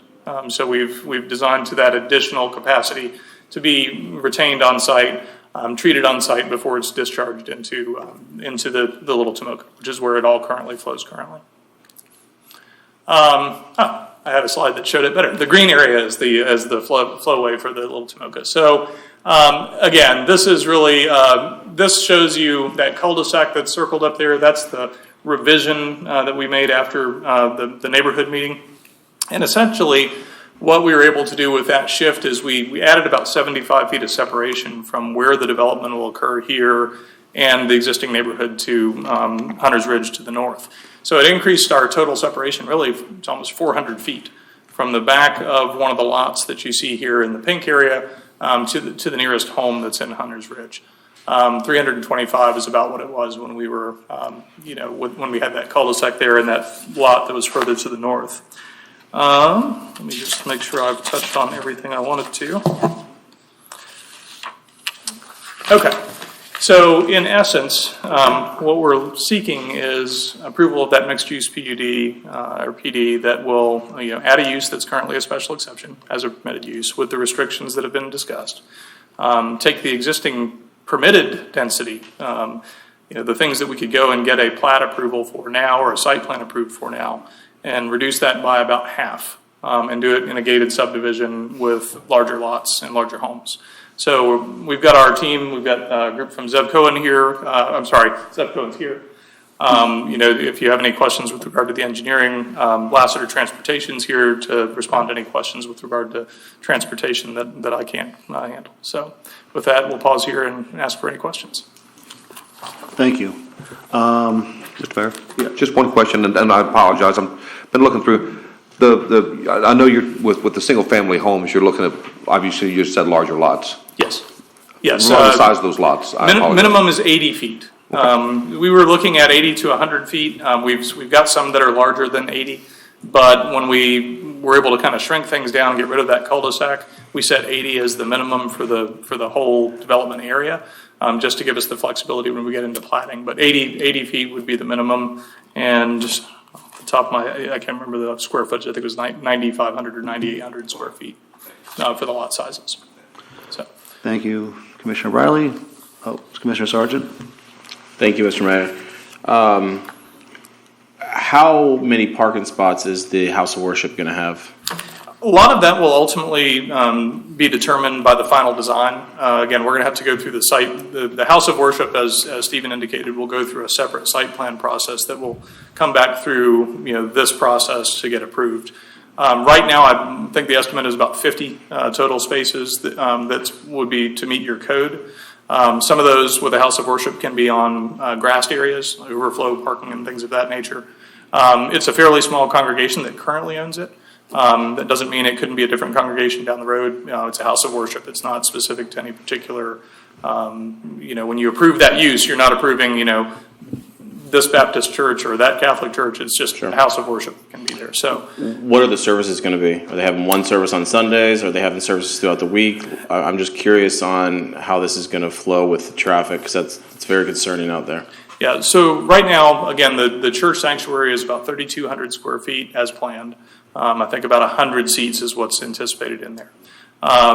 Their primary, and Mr. Tanisowski was at the planning board meeting. I don't know if he's here this evening. I don't see him here this evening, but it's his church that currently owns the property. Sure. Based on what they said at the planning board, their largest use of the property is probably 4 or 5 times a year around certain festivals under the particular calendar year for that church. What happens in 10 years when 40 gets widened to 6 lanes? How's that going to affect this project? So right now we are staying outside of the right of way. So if it comes in and gets widened, then we would have to work with DOT to accommodate that widening. Okay. Another concern I have is the school concurrency, and I don't know how Volusia County Schools does this. It's every time I look at these, it's amazing to me. And I see that it's only going to create 8 more students, but yet we have Pathways Elementary, which is at 147%. The middle school, Hinson, is at 120% capacity. And then Mainland looks like it's at 119%, but yet they're still going to approve more to add more students. I mean, it's just, and I know that's not your fault. It's the school board, but I just look at these numbers and I'm amazed how the school board can approve these. Well, I tend to agree with you. A lot of times it's hard to know how they come up with those numbers. What we have to do is follow the process that's there, both with the city and with the district. Now, the important thing to remember about that process, though, is that your requirement is that we don't look at it just now. If we've looked at it now and they've said we have capacity. We're not vested for that capacity if you approve this tonight. Mm-hmm. We have to come back when we go through the plat process, and we have to again ask the school district at that point in time, do you still have capacity? And at that time, it's do you have capacity, and will you reserve it for the number of units that are being proposed? Sure. And so at that point in time, if they don't have capacity, then they can say no, and they're fully within their rights to say no at that point in time. And then we would have to work with them in some type of mitigation strategy. Yeah. Well, I personally think we need more House of Worships in this community. More the better, but that's a different thing. Can we bring up the flood map? I think it's on page in your 1683 in our packet. I don't know if that's. I yield the screen. Which one is this then? I'm sorry, 1468. If you want to go ahead and ask your questions, what? Well, I'm fine. Mine will be related to the flood as well, and while he's looking, maybe you can answer the question. Yes. You mentioned that this property, when we approve things, that they're supposed to retain their own water. Correct. Does that mean none of the water will go into that little Tomoka River? No, and I can let me get Luke up here as well. Okay, because I have a lot of questions about all of that, so I'll Sure. let Commissioner Sargent finish, and then I'll ask mine. So I can give you the layman answer while he's looking for that page, and then ask Luke Kalick with Zevco to respond. So any piece of property both receives water now and discharges water. So when there's a rain event, water flows onto any piece of property, and then it flows off of that property, as long as you're not in a closed basin. This piece of property currently has a discharge into the Little Tomoka River. When we talk about designing to a particular storm event, what we have to demonstrate is that we're not increasing the rate that water leaves the property, or the velocity with which that water, the speed with which it leaves the property. So when you're looking at most designs under your current regulations, you're patterning, you're designing that system and answering that question with regard to a specific volume that's, a 25-year storm event.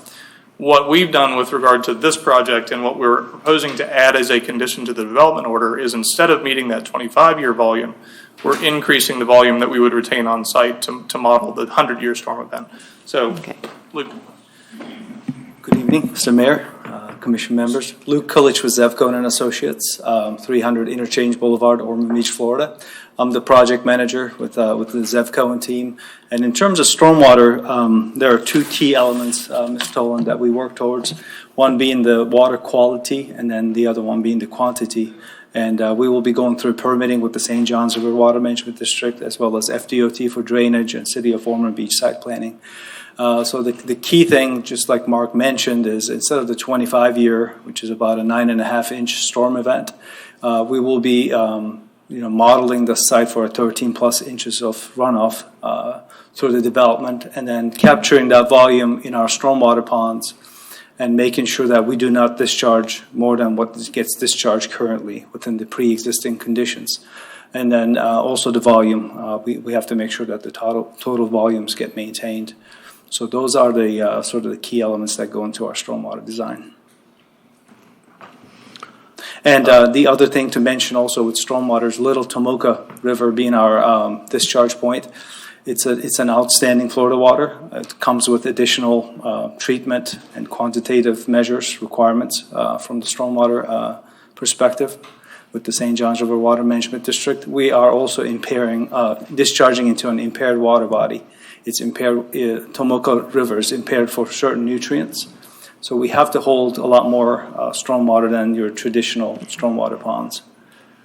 So we're going. Deputy Mayor, I think Commissioner Sargent wanted to go back. Okay. So if I'm looking at this correctly, almost this entire project's in flood zone AE. Is that correct? So the flood zone AE are the areas that you're seeing in blue. And if you go back to our plan sheet, I believe, Mark, you had it on there before, sheet C6. Okay, that one there. So the dark shaded areas that you're seeing, Mr. Surgeon, are the zone AE areas that the development is impacting. And for that, what we'll be doing is the owner will engage a flood consultant as part of our final engineering and design process. He will model this development just to see how it impacts the adjacent flood elevations. And if there are any impacts, compensating storage areas or additional stormwater will be provided. I'm just very concerned that we're going to bring in a lot of fill, raise this up, and then that water. I know y'all do an amazing job with engineering, but water is not going to stay. It's going to flow away. I've seen it. I feel like, and I know we're basing off the 100-year storm and 13 inches, but the last few years we've had, 500-year rainstorms. What did we have last year? 23 inches in 24 hours. I feel like we're getting more and more, and I know that there's standards that we have to go by. I understand that, but I also look at what have we seen, and it's like we're getting more and more rainstorms here. And I just feel like when we pave this with the parking lot, when we put these lots raised up, because it's going to need lots of fill, that we're going to have potential flooding issues, because it's going to flood into the wetland area, and then it's going to flood into the neighborhood behind it. I just have some serious concerns with the flooding issue, but I'll let Deputy Mayor Tolan address her comments, and then I'll, thank you.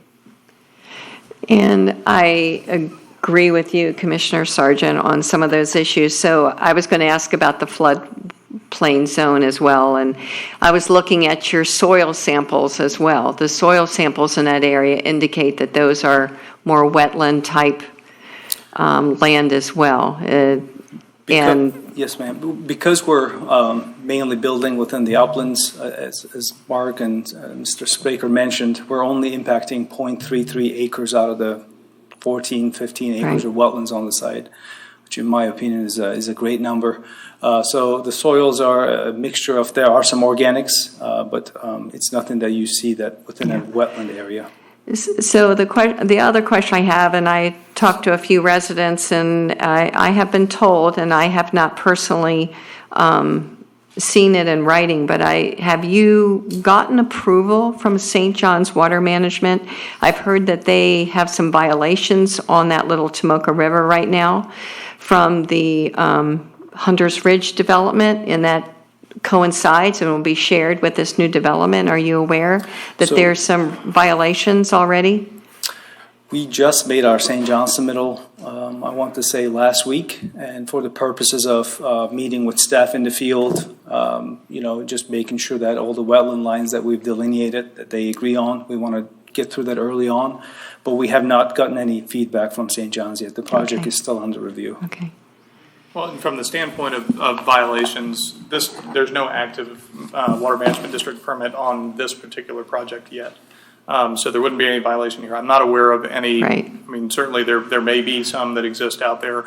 We did get the question at Planning Board about cleaning out the Little Tomoka River and who's doing that, and I think that's probably one of the most popular questions that I hear at County Council or at various City Commission meetings that I get to go to on a weekly basis. Who's doing what on which canal or water body? Little Tomoka is actually it's a creek. It's a natural river. We typically don't have somebody that's cleaning those out on a regular basis. One of the things, because of what we've heard at some of at the neighborhood meeting, because we went in search of the dam, that one of the neighbors was very concerned about, or several of them raised that particular issue. One of the things that we're proposing as we go forward with the water management district permit process is that we propose some clean out of that receiving area, as we do the work on the overall project. Because in the absence of anybody else doing it, it does give us an opportunity while we're permitting something to do some of that work and have that at least be clear. One of the things I think with regard to this site, you see where the ponds are located kind of to the eastern portion of the property, which is also the direction of the flow for the Little Tomoka River. So, we're discharging at that point where it kind of goes away from the adjacent homes in the Hunter's Ridge area as well, and into the flow that goes further to the east. Would there be any consideration from the developer to eliminate that back row of housing to allow that to be the flood area that it naturally is right now? Well, actually, that area, if you go back, if you look at what's shown on this map, those areas aren't in the floodplain currently. So none of the areas where that row of lots that you're speaking to are in the floodplain. The only areas that are in the actual floodplain, you see where the dark gray shaded pieces are here. Yeah. One of them is over in where the stormwater pond is in the northeast corner, and then you've got that one little area up by where the entry road comes in. Those are the only existing flood areas there. The regulatory floodway that exists for the Little Tomoka River is actually all of that area to the north that we're putting into the conservation. So if you look at, Let me see page 1278. there you go. So if you go back to this image, where you actually have that floodway for the Little Tomoka that's associated with the Little Tomoka River, it really more corresponds with that green shaded area on this particular map. And so one of the things, if you think about what the Hunter's Ridge DRI development order currently allows, that area, you can see where Little Tomoka River goes through, or the old Tomoka Road right-of-way kind of goes through there now.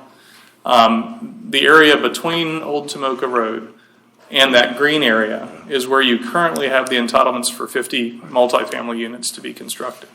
So we're asking you to eliminate those and let us concentrate on the 31 units that are south of that area.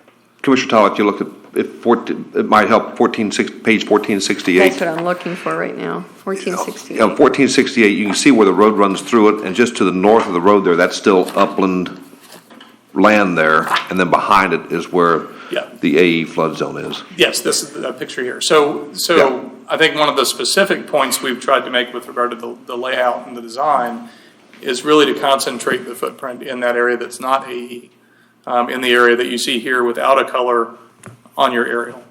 So where you can see the area around that stormwater pond, that's the concentration of where the development footprint is here. Yes, absolutely.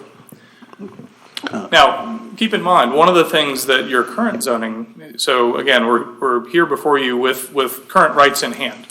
So you have the ability to do 50, multifamily units. You have the ability to do, let's call it 8 to 10 based on the acreage, 15 to 17, residential units on the suburban residential portion. You could do that and impact the floodplain and provide compensating storage. All of those things are allowed under your current code and under the current rights that the property has. We're really asking you to elevate the standard, reduce the density, and put a much more specific plan in place for this property. Because those things we could go into a site plan application or a plat application for tomorrow. Deputy Riley? Oh, I'm Mayor, Commissioner, I'm sorry. For now. Yes, I am for now. Thanks. I guess the question I had too, and Mark, you can help me out with this maybe. Yes. The amenities at the church, and I want to this kind of maybe piggybacks off of Commissioner Sargent's question. It looked like you said roughly 50 parking spots for the church. You estimate, because I saw in the staff report about 100 seats for the church. Yes. The amenities portion, is that exclusively for this subdivision, or would you see where the church might rent that out to the community or someone else? Because my question, I guess, would become, would you have enough parking for the amenity center? And say you had something going on at the same time a church service was happening. So you have a standard for that kind of type of community space under your code. I think it's one space for every 200 square feet within that common area, and we've got there's about a 10,000 square foot building that would be that community space building. There's a number of ways that could be approached. There may be, and again, this will ultimately be by written agreement that's recorded as part of the subdivision documents that come through. So, we typically have to record covenants and restrictions that you see as part of the plat when it comes forward. One of the things, to speak to your particular concern, it's possible that you could have the church rent out a portion of that building for something. And there could be, let's say there's a multi-purpose room that's 8,000 square feet of that 10,000 square feet. And that there's, kind of a smaller club room or lounge that's 2,000 square foot. There may be, ways to address through those restrictions that the 2,000 is always available for community members. And the 10,000 or the 8,000 could be rented out as well by the church, things of that nature.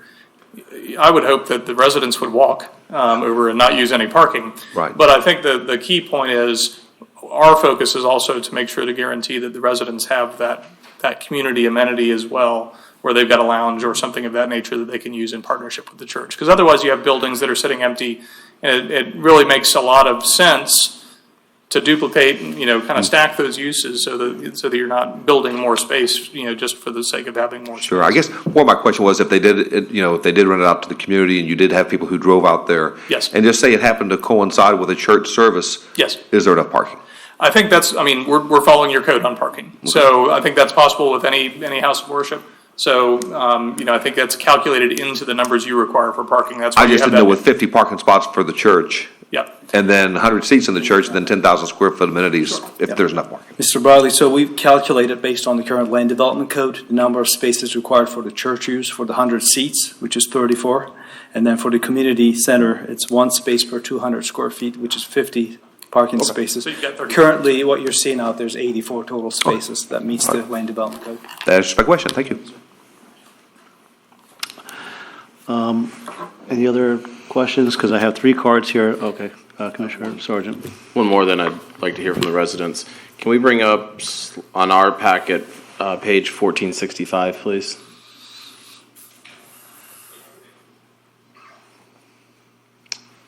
Thank you. Right in the center is the Tomoka, I don't want to say river. Old Tomoka Road. Old Tomoka River, coming down, correct? Coming across The blue, laterally? The blue coming straight down from the center page. In blue coming straight down, yes. I don't have a pointer. And then it stops, but then it picks up down low. And it goes I'm under. not sure what is that? I don't know if you. Mr. Surgeon, I believe that's the connection from the DOT's right away from Granada. There are, I believe, 3 30-inch pipes that are coming through, and they get discharged through our site, and then it gets piped under the Old Tomoka Road and ultimately into the Little Tomoka River. Okay. So in our plan on sheet PD4, we show a culvert crossing where we're proposing the roadway to access the church site. So we will size those culverts accordingly to the current capacity needs for that.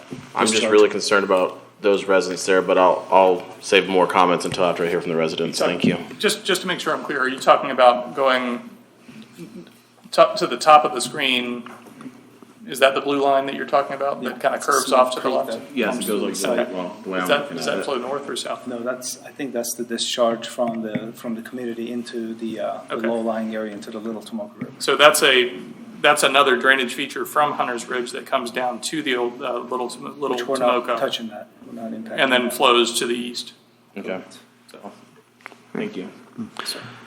Thank you, Commissioner Sargent. Deputy Mayor. Another question with that. Yes. So in reference to what you were just saying, there is a culvert underneath State Road 40 that empties into the Little Tomoka River, that empties any discharge from the south side of State Road 40. So thinking ahead, guys, this is Avalon. And that's going to be a lot of impervious materials, and that extra water could possibly go under State Road 40 into that Little Tomoka River as well. Is that correct or no? Ms. Tolan, as I mentioned earlier, they will be held to the same standards that we are with the St. Johns River Water Management District, and especially with FDOT when it comes to the drainage permit. And I understand that. they'll have We to do have match them. standards and we have to follow them. We also ma'am. know that sometimes those standards fail. And we've seen that in the county, and we're hearing that from all our residents now. And, even the county now is re-looking at what we can do to avoid flooding. I'm just potentially looking down the road, I think like you all are as well. Maybe our standards need to be altered a little bit. And I'm not faulting you by anything. You are doing Completely exactly understand. what you're supposed to do. Thank you. I'm just trying to be extra protective at this point, I just want to give and you do the we need comfort to level. address it differently? Yes, ma'am. I just want to give you all the comfort level that, again, their design will have to take into account the existing flows, and they cannot exceed those. So thus, ideally, what would be coming from the south development should be matching the existing conditions. Gotcha. Thank you. Yeah, and I think you're right. I think you are going to see that continued evolution of some of those stormwater standards. DeLand, Edgewater, both have adopted the 100-year storm event as their base design standard now. I think you're going to see more and more sort of going in the direction of changing those standards. I gave the example at the planning board meeting. I was looking at 3 different subdivisions that were approved by the county, I think they were all by the county over on the west side of the county. One was approved in the mid to late 1980s. 0 stormwater facilities. It all drains downhill into a lake. The one next to it was approved in the late 90s, early 2000s. About 60 acres of development area. It had an acre and a half of stormwater pond. And then the site that we're working on in the county now, it's about 30 acres total, and we've got 6.5 acres of stormwater pond. So that evolution in the standards, it's really consuming more and more of the property because of the need to hold more water. Right. And we've designed to that higher standard here because of that reason. Okay, thank you. Commissioner Dean, I have some questions. Sorry. Of course, I still do have a lot of concerns with the flooding, as the rest of them do. And you know what, we're Ormond Beach. I do think that we should raise our standards. We're Ormond Beach. So I do echo that. I do have a question. Is the developer local? Yes. Yeah, right now, we're working with Howard Lefkowitz. He's our client, so here in the red. He's been developing in Volusia County for many years, based out of Winter Park, but has done work in Deltona, DeLand, Ormond, throughout the years. And then the home builder that we're working with is also local, based out of New Smyrna. Okay, thank you. Okay, I'm going to try to get some residents up here to speak. First, I'd like to call Mike Strauss.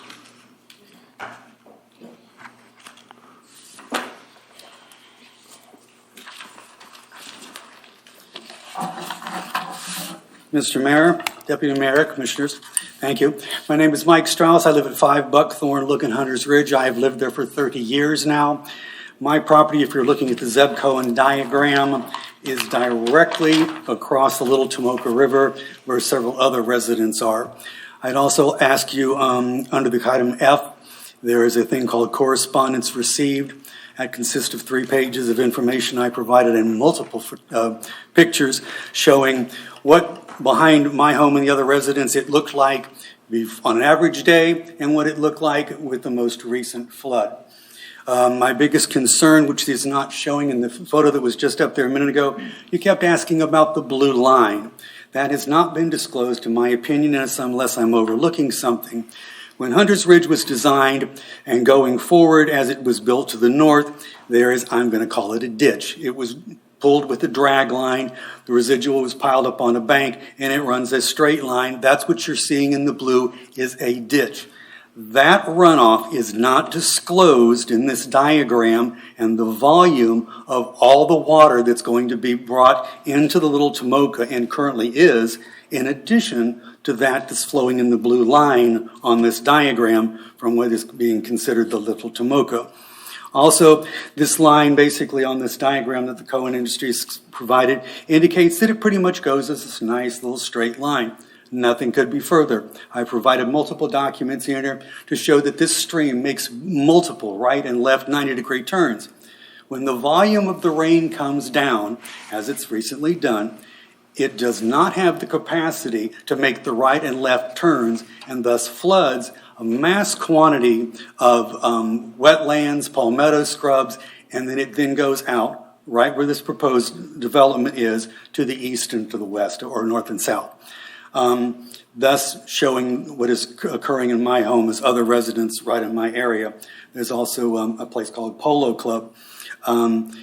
So I'm not so sure that the volume of water is fully being disclosed to everybody.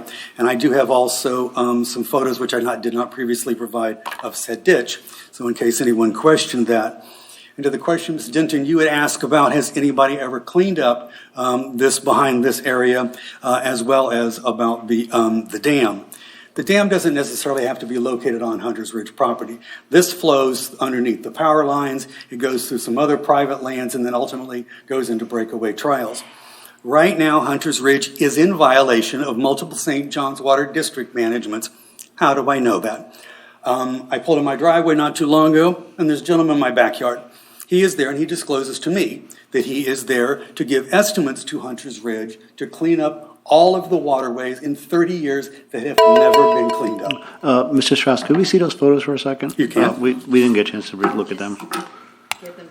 Oh, yeah, give it to the clerk, I'm sorry.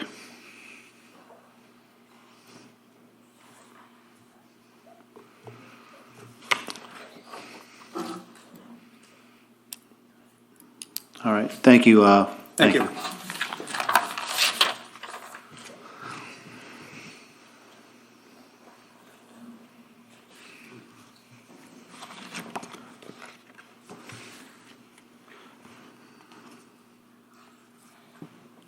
Sorry, I just wanted to look at the photos here for a second.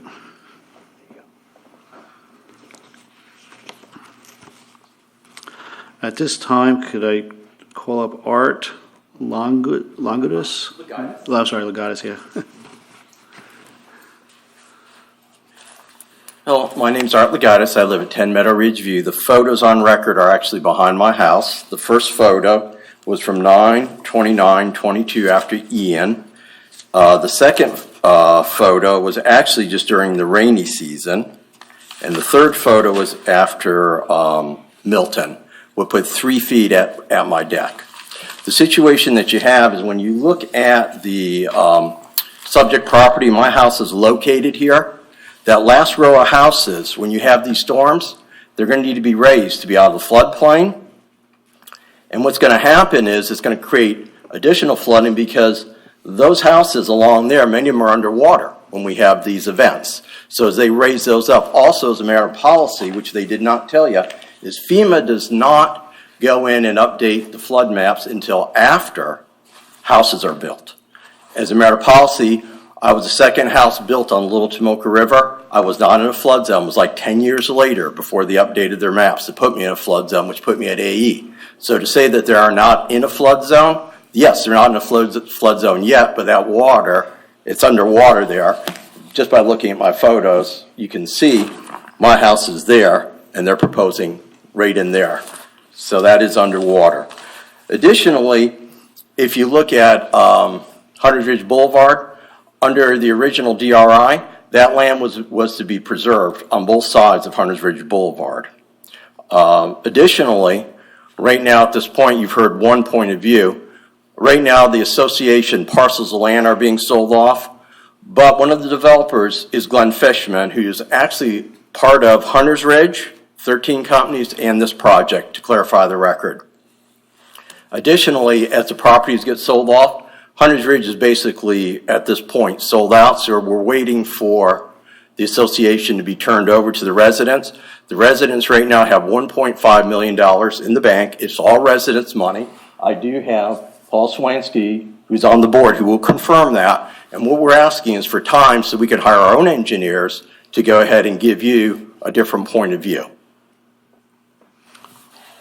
Thank you, Art. Okay, thank you. Mr. Mayor? Commissioner Riley. And I don't like to necessarily engage the public, but there was in those 3 photos, and I'm just, for clarification, I'm just curious to see. One of those photos appears there's a large pipe there with a gate valve at the end. Just curious as to what that's for. It looks like someone can open that valve and it drains out into that Little Tomoka River. Oh, that is it's a lift station. Are you talking about near the front of the development? It was in the picture. But it looks like it doesn't really have a. That is. It doesn't terminate. That's an irrigation line. Because some part of Hunters Ridge will draw. I'm sorry. You have to speak a microphone, sir. I'm sorry. Mike? This picture? That's the one right on Janet Ross's building. Okay, this needs to be. I'm sorry, gentlemen. This needs to be in the record. So someone needs to speak to the someone come up microphone. and speak about that?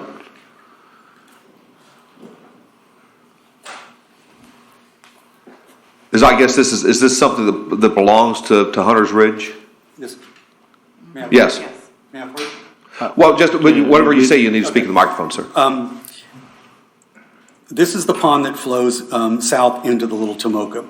The pipe that you see, to my knowledge, on the other side of the road, when the capacity of the culverts gets to its maximum, this is an additional valve that can be turned on when it reaches a breach and further let the water flow.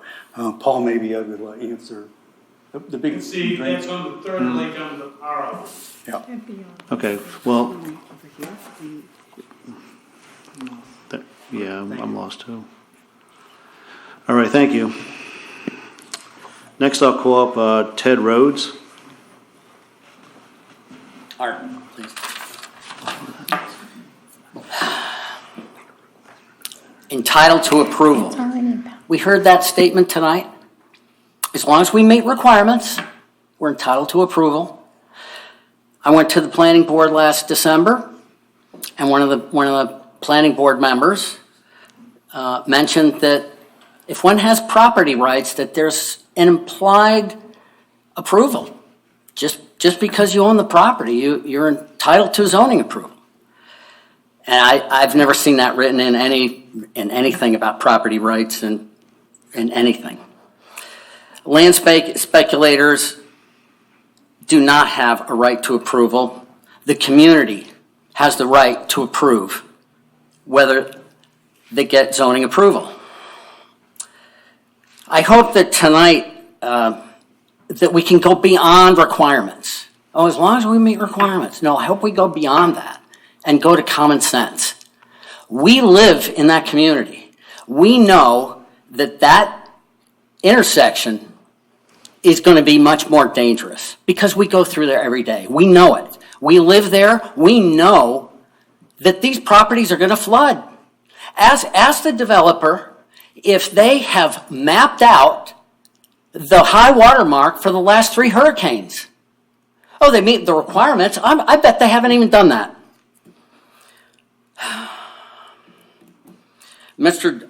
One member, which I'll mention on the planning board, I got a lot of respect for this guy, Dumoulin. He's the water expert. He recommended that we not approve it. The other 4 members, this guy's a water expert. They just vetoed his advice and voted to approve this anyway. It is my opinion that planning board is guilty of public safety malpractice. And I'm asking every one of you tonight to use your common sense and put this project on hold. Let's take a timeout and vote your conscience. Thank you. Can I reclaim my 39 seconds? Sure. The creek Go had ahead. never been Can you speak in the microphone now? Yes. The creek I've been there 32 years. The creek had never been maintained or cleaned out at all.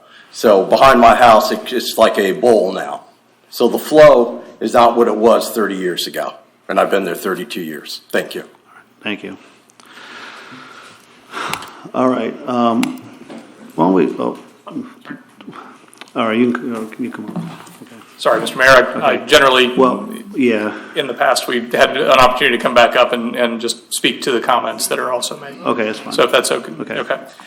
Just briefly wanted to address a couple things. I think Mr. Strauss's comments with regard to the blue line heading north of where the Little Tomoka is. I have to get my pen out of my hand. That area, and it sounds like the comments that are really directed there are with regard to the maintenance of Hunter's Ridge's system, their stormwater system, some of the improvements that were put in when that development was constructed. It's not something that our clients have any control over. Certainly, the appropriate mechanism is an enforcement action by St. John's if there are conditions under their permits or under their approvals that are not being met. I'd encourage the city to support that. Oftentimes we hear about stormwater systems that are constructed and then not maintained by the HOAs or whoever has control of them. That enforcement part of the permitting is very important. So, again, that's off of the site that we're here talking about today. I'm not sure what the not being disclosed portion of it was, but that really is outside of the boundaries of our property. We have no control over many of those areas. With regard to Mr. McGuinness's comments about some of the kind of stormwater areas, the raising of lots and the impact that can have. I want to just remind you, if you go back, and I don't know, I can just use this as the example. If you think about the property that on this picture that's north of Old Tomoka Road, there currently exists the right to come in and fill those areas that are not in the wetland. So kind of before you get to the green, you currently have the right under existing entitlements to fill those areas and put as many as 50 units in there now. That's the current right. And again, we would have to meet your standards, but your standards include things like compensating storage and the ability to come in and put fill in and have a pond to provide that additional volume of stormwater treatment on site. So it's theoretically possible to come in and meet your standards and end up with those 50 units on that north area. I think you'd probably lose units based on the constraints of the property. But at least that's the current entitlement. Mr. Rhodes spoke to entitlements. I've not said one time to you this evening that we're entitled to the approval that we're asking you to vote on tonight. I think it makes an awful lot more sense than the things we are entitled to. I think what we are entitled to currently, and this is just looking at, that bundle of sticks that we talk about when we talk about property rights. What do you have right now that you have the ability to move forward with and build? And it's that 50 units, and it's that 1 unit per acre of density on the suburban residential portion, or that house of worship that's a special exception. Those are the things that are entitlements. So again, if you look at the things that the city has already granted to this property, it's 50 units plus the 17 units on that 1 unit per acre density for the suburban residential. So you're 67 units or so, give or take, that currently are entitled. That we don't have to ask for any more permission. We just have to show compliance with your engineering standards. And the house of worship, again, you have a process, but there's specific standards in your code. And if you demonstrate compliance, and there are things like the front of it has to face the arterial roadway. You have to have the proper amount of buffering. You have to have the proper amount of landscaping, the proper amount of parking. If you can demonstrate those standards are met, you're entitled to that approval. This is under your code. This is not based on what we're standing here asking for. What we're asking to do is to do something more responsible with the property, to reduce the density, to cut it in half with regard to the residential density that is currently entitled on that property, and to add that house of worship as a use by right. I think it makes a lot more sense to leave 60, whatever the percentage was, 66.9% of this property outside of the development footprint and leave it in conservation and wetland preservation. So I know that there's a lot of discussion now with regard to stormwater. I know that there's a lot of discussion with regard to the particular property. We really think this makes, in the context of that discussion, the plan in front of you makes a whole lot more sense than what the current rights are for that property. So happy to respond to any other questions. Commissioner Sargent. Thank you, Mr. Mayor. Just a couple, can we bring up page 1465 again, please? So this blue line in the center page. Yes. The way I'm looking at it goes like this. Yes. Yours goes like this. Now, is that a culvert or a ditch? Or what are we looking at here? Is that an open ditch that we just saw? And so that drains to this property. And then it looks like it just, then it picks up underneath this property again? I think what you see are two different things. So I think you have the drag line ditch that was referenced by the first speaker coming down through Hunter's Ridge. That's part of their original drainage system that discharges to the Little Tomoka River. The small line you see coming up from the south is actually a DOT culvert. Okay. So DOT also has a drainage easement that comes across a portion of the property that drains north, also into the Little Tomoka River. So is Hunter's Ridge draining onto your client's property? Yes. And they're allowed to. Okay. Because they have those rights. They have the right to continue discharging, as I mentioned in the very beginning. To the extent property, accepts water now, you have to continue accepting that water as you design your development. And I do believe in property rights. And I do believe that, you buy property to develop it, to make money, to build a house, do whatever. But I also believe in rights of the current property owners. Agreed. I do believe that we have to be cautious not to put something in, whether it's in our code, whether you could do whatever. I think we all have to vote on our conscience too, to know that if we approve something and then these residents out here get flooded, how do I sleep at night? Sure. Knowing that potentially we could, let's work and figure a way that I'm just very concerned that we bring in a lot of fill here, and what happens? It backs up even more to their property line. Sure. So I don't know how we divert that water away. I'm just very concerned when you look at the pictures of how much water is in their backyard. And I know it's not your responsibility. They built that way. It's not being maintained. I get it. But I also don't know how we approve another project until we fix what's there. I'm just kind of concerned there. So I think approving a different set of rights for the property is one of the first steps towards fixing it.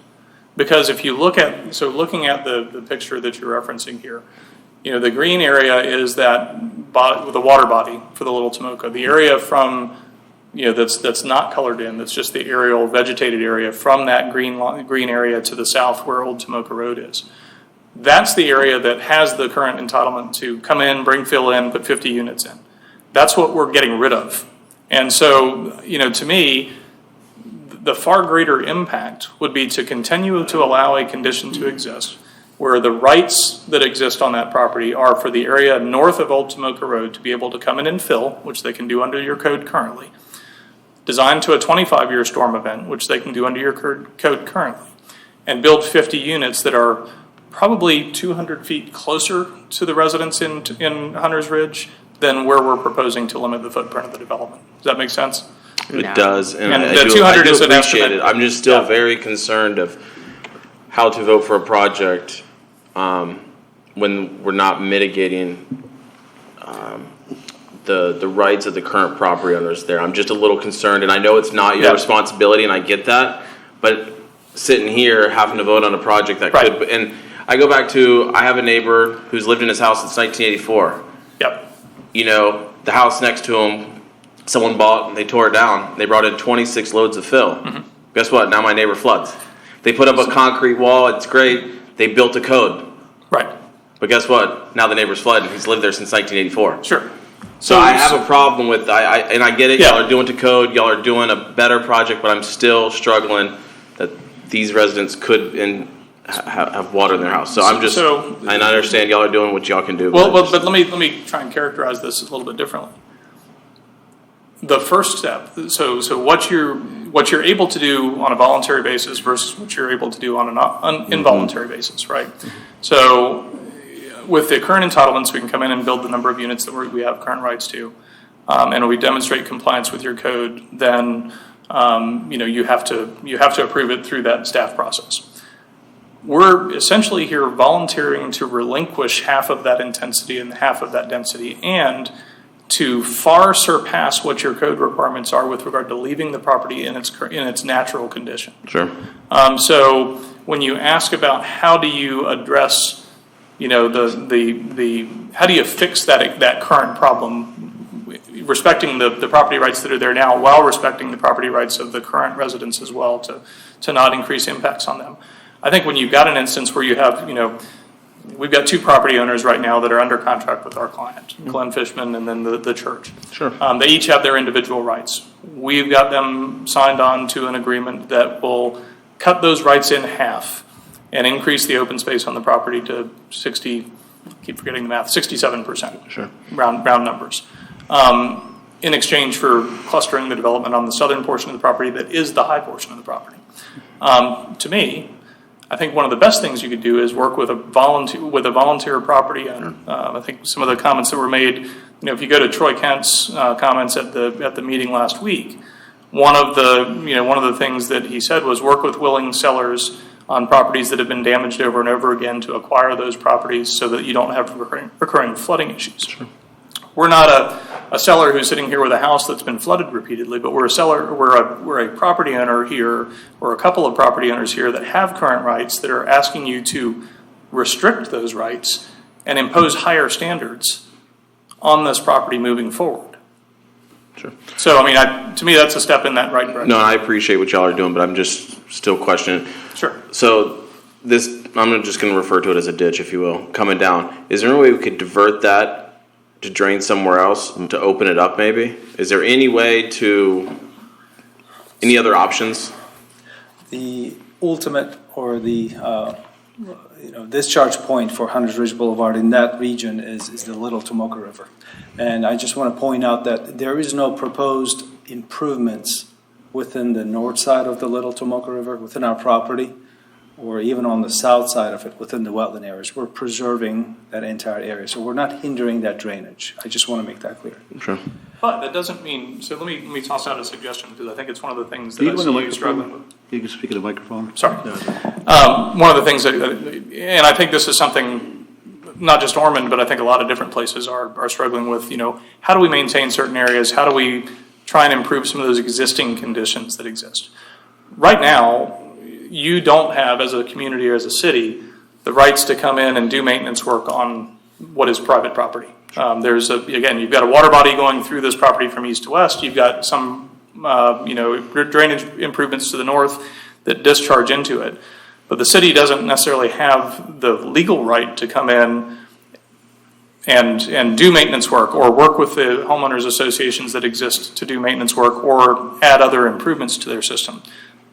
you could certainly add that as an easement right to the development order that you have in front of you this evening. So if you're looking for that something extra, where those outfalls currently tie into this river, to provide the city or the homeowners association or both with the ability to go through and properly permit and make some of those improvements, if those would be effective, I think we'd be certainly happy to do that.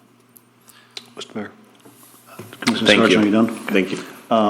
Commissioner Bradley? Just a quick question, and Mr. Watts, you can either answer this or maybe Stephen can come up. So, and Commissioner Sargent, appreciating with everything that you're saying. This kind of reminds me just a little bit. It's not the exact situation, but it's similar to the Timber Creek apartments that were proposed, where the developers said they would use the Live Local Act if we didn't, work with them on what they wanted. And this is a situation where, and Stephen, you can correct me if I'm wrong, but I think as Mr. Watts has indicated, they can come in with a multifamily project of 51 units, 50 units, not have to come before the planning board or the city commission, and they're allowed by right to construct that project. So we can sit here tonight and deny what they're asking and get 50 units and the same potential flooding issues, or try to work with, or maybe even worse flooding issues, I'm not sure. Because it sounds like you can encroach further into the wetland area with your 50 units, medium density residential, than you're willing to go with the 31 single family units. Correct. So while I have concerns with the flooding and the traffic, I'm also like, if we say no, what do you get in return? And it could be potentially worse. Randy. City Attorney? Thank you, Mayor. If I can, I'll try to help refocus or focus on the issues. One of the things you don't have before you this evening are detailed construction plans, right? That Correct. usually follows this. So you're kind of in infancy stages. What makes this proposal before you this evening unique is that it's different than most of the projects that you get. Why? Because two of the parcels are currently subject to a DRI, the Hunters Ridge DRI. They are subject to specific entitlements and conditions and those sorts of things. The other two parcels are not part of that DRI, but they do have zoning and use rights. And a lot of the questions you've asked are good discussions, but it really comes in a phase when you talk about the details of the construction plans in terms of the fill and the water flows and where it's going to go, right? So you're not quite there with this yet. Those are really, really good questions. And regardless of whether it's the approval of this measure this evening, or if it's not approved, those questions will have to be addressed as part of whatever development application comes in as part of the Hunters Ridge development that does have entitlement to up to 50 is it multifamily or residential? Multifamily. Multifamily, right? And then you've got the 1 unit per acre on the other parcel. So you're going to have that regardless of whether you do anything with this or not. So one way of looking at it, and I don't want to get involved in your discussion, but just to kind of maintain the focus on what you have, is in one sense you're looking at swapping out a reduction in the density and the intensity of the development. Stormwater, traffic, all of that's going to be important at the phase at which construction plans get provided before you. In order to get there, if you're interested in approving this project, the way you get there is you have three things before you this evening.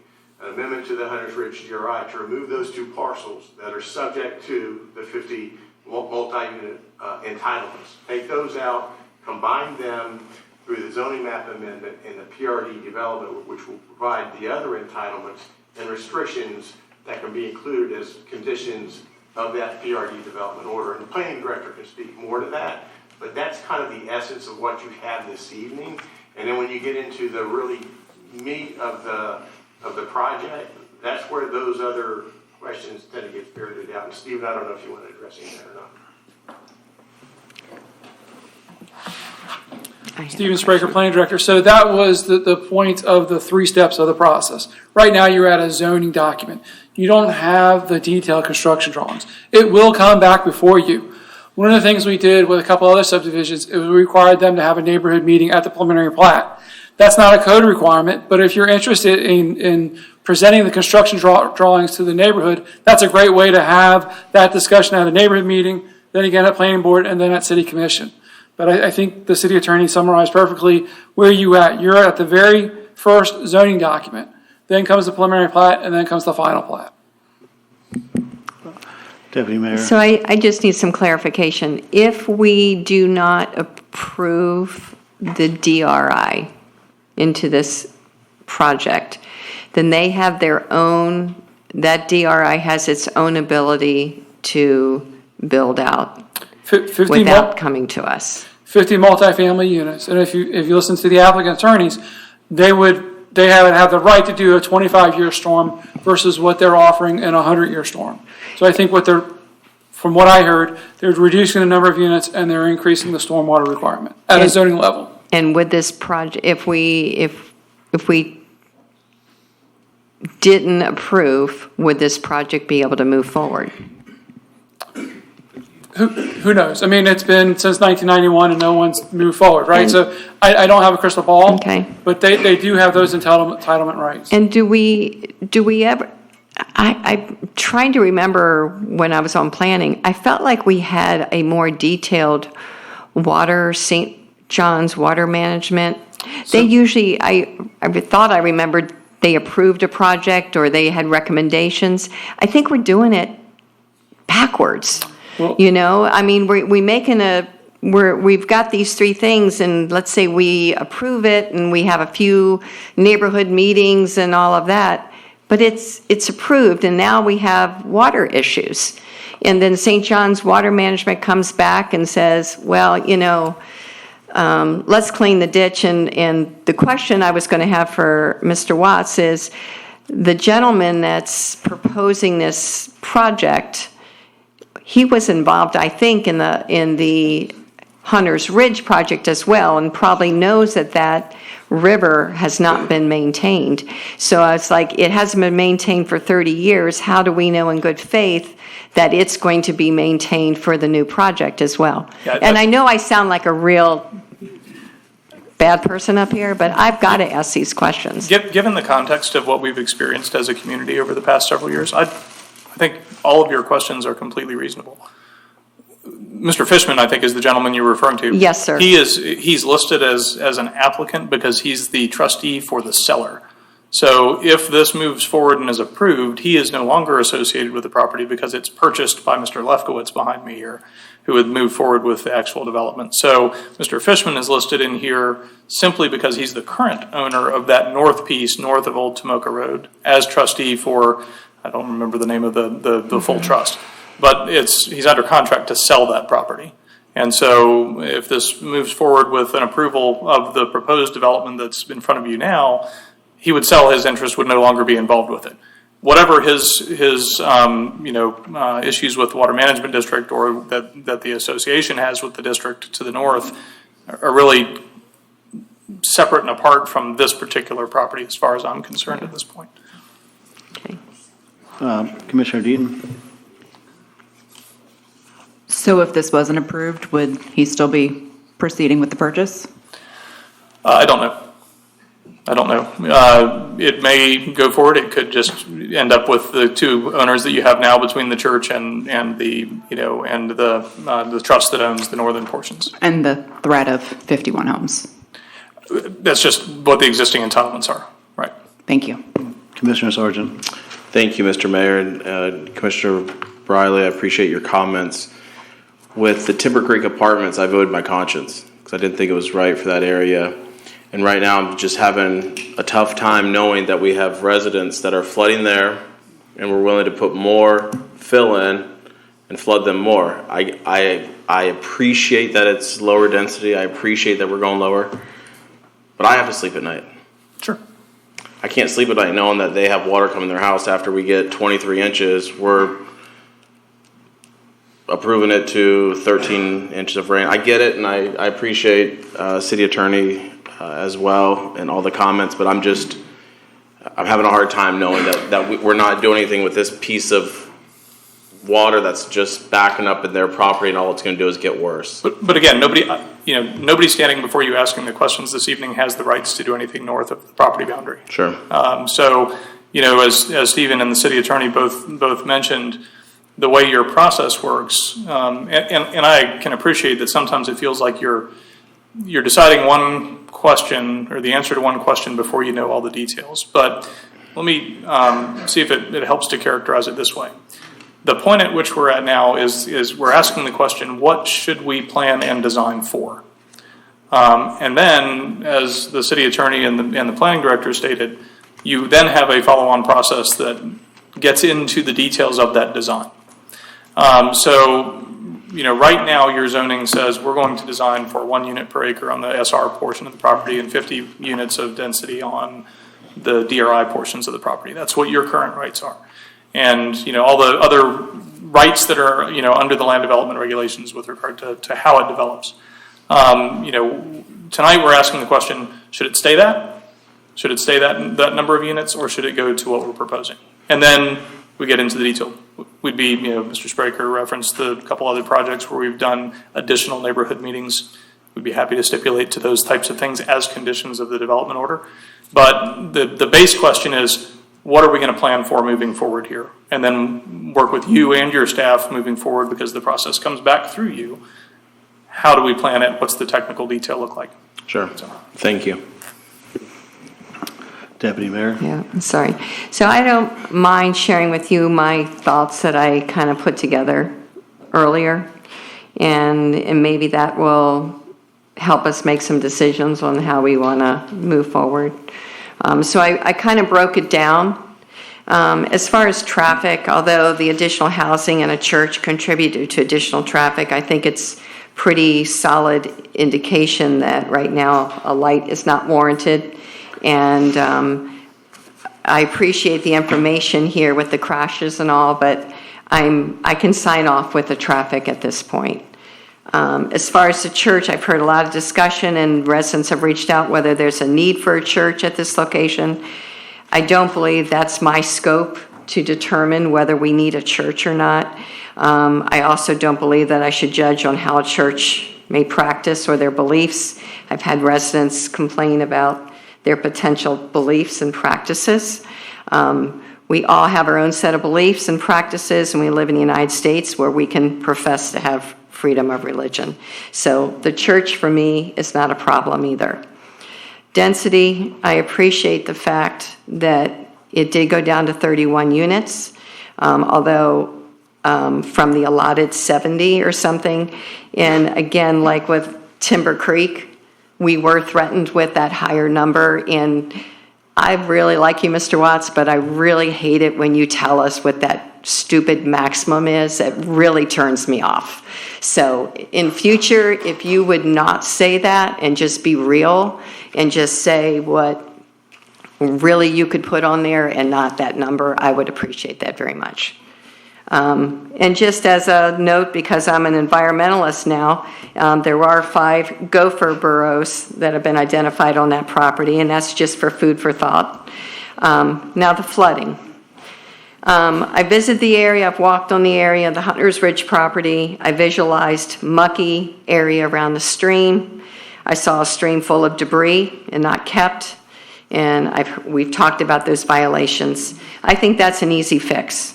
I think that's a fix the HOA could do, or the developer, or a combination of. And I think that's really important. I did see a stream that's not straight. Those right angles do really mess up the flow. And maybe in the cleaning out of the river, that river can be flowing a little bit better without those straight angles. It did seem to me, and I know you showed me on the map, that those last row, it's not wetlands, but it definitely is mucky land. And like Commissioner Sargent said, there will have to be a lot of fill in that area. That is concerning.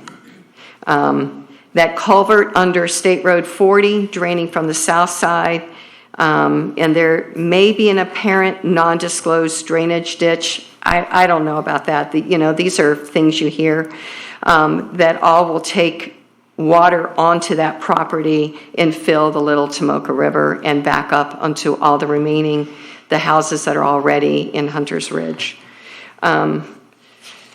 Should there be a discussion whether there should be like a lake system on there? Water retained into a lake, going into another, discharged into another spot. I don't know, I'm not the water expert. Given the fact that all Volusia has been experiencing flooding, I've talked about this already, I'm really leery of the proposed development. The county is discussing ways of helping residents, and I think that this project has potential to add to that problem. Now, saying all of that, I would be in favor of the project if those back row of houses could be considered eliminated. If that stream and that river and debris would be cleaned up, and that we could get some type of approval or recommendation from St. John's Water Management, and or let the HOA do their own research and present that to us as well. And I would like to avoid any development on the wetlands, even those little tiny areas. So those would be my recommendations.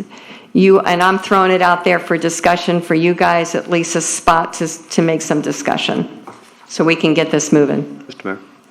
Mayor? Commissioner Riley? I would concur with some of that. Again, I think, and I appreciate Commissioner Sargent's sentiments regarding, not wanting to exacerbate flooding in the area. I just kind of come back to, they have entitlements for 50 medium residential units with a 25-year floodplain or 25-year storm holding capacity by St. John's. I do like the reduced capacity, but again, I think we have to remember what our city attorney is telling us, and I think what our planning director has told us. At this point, we have no plan. I mean, there's no preliminary plat nor final plat that we would get to vote on prior to something actually being done. So I think at this point, we're just voting, correct me if I'm wrong, Randy, just kind of voting on the concept is, do we want to remove two of these parcels from the Hunter's Ridge DRI and to consider the project as a whole, as a PRD, and then we can kind of hammer some of these other things out as the preliminary plat and the final plat come back to us. That's correct. And one way of looking at it is what the current entitlements are the current entitlements, in large part by virtue of the Hunter's Ridge DRI that was approved in 1991. You can't change that. It's a condition of the DRI. And that's what they're allowed to do. And whether they can do the maximum or not, don't know. There's a lot of other factors that come in, St. John's, the city's own wetland ordinance and that sort of thing. This project is an opportunity to reduce some of that. To what extent, I don't know. The challenge in all of these things, and we mentioned this earlier, is you don't have the detailed construction plans because you don't get there until and unless you agree to the concept. But you do have some numbers that you can discuss, and that is whether you want to take a chance on 50 multi-unit development on the two parcels in Hunter's Ridge, plus whatever can be allowed on the other two parcels, or whether you want to try to manage the control of that through some other PRD. And if you want to do that, then we have these 3 steps for you to approve this evening. And that's really what you're being asked to consider. Did that answer your question? Thank you, Randy. Any other discussion here? Oh. Okay, well, I guess at that point, we'll see if there's a motion here. So we should do it in 3. We have to do it one by one. So we'll have to do D first. Have Susan read. Yes, we're going to go to D. Yes. And before you do that, you may want to have some general discussion as to whether you're in favor of the proposed project as a whole or not. If you're not, you need to deny all 3 of these, right? You can't approve one and then deny the other 2. They all travel together, but they have to be presented separately because they just have different legal requirements. Good point. Yeah, so I guess we're going to have to, Commissioner Sargent. Until I have further information from St. John's Water Management, and I'm a no on this, on all three. I ran my campaign on a make it make sense mentality. When it comes to development, this doesn't make sense to me. I'm a no on all three. Commissioner Briley? I mean, I have concerns with the traffic, and I have concerns with the flooding. I just see that this is potentially an opportunity to, make something better, again, because I do understand they have the right to develop. Now, there's nothing saying they're going to develop the 50 medium-density residential units either, but they do have that ability right now without coming to the planning board or this commission. So can we ask the developer to look at some of he's obviously heard the concerns, that we have tonight. Can we put this off and have you guys come back with more information regarding the flooding and the issues that we're talking about? I mean, I don't want to, I agree with Mr. Briley over there. I understand the rights in all of that, and I certainly wouldn't want to put our city in a bad way, sure.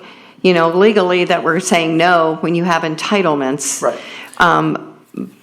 But I agree, it doesn't make sense right now. So I'm wondering if we can just ask you to come back with a better plan. So I think sorry. I mean, this is the gentleman that wants to buy the property, right? Yes. Can we ask him if he's going to proceed with the sale if it doesn't get approved? I'm Howard Lefkowitz, 1315 Alberta Drive, Winter Park, Florida. I've probably developed something close to 20,000 lots in my career, and I'm getting too old to fight a whole lot. Okay. We came with this project, I don't know, a year and a half, 2 years ago. We started looking at it, and we did assessment as to what could really go on it, what the zoning was, what the entitlements were. And we really started almost with 120 units. It says, you're nuts. It just doesn't work. It's not going to make sense. That was even knowing before any of the any of the environmental issues were even brought to bear. So you got a certain amount of acreage. What can you do with it? We went back and did, I think, no less than 3 different concepts, and then we dropped it. We went to the sellers and we said, look, there's no economics that makes sense in all this. We still do this for an economic benefit, not obviously for ourselves, but we also take a great deal of pride in doing whatever it does that's a benefit to the community. Got no modesty about saying that from anything I've ever done. We dropped it. About 9 months ago, we went back to the sellers and said, look, the only thing we can really see happening with this is basically, in some substance, what you see before you tonight. There's been no less than, I think, 3 presentations to staff where we get their feedback on what the issues are, and we've redesigned and we've redesigned.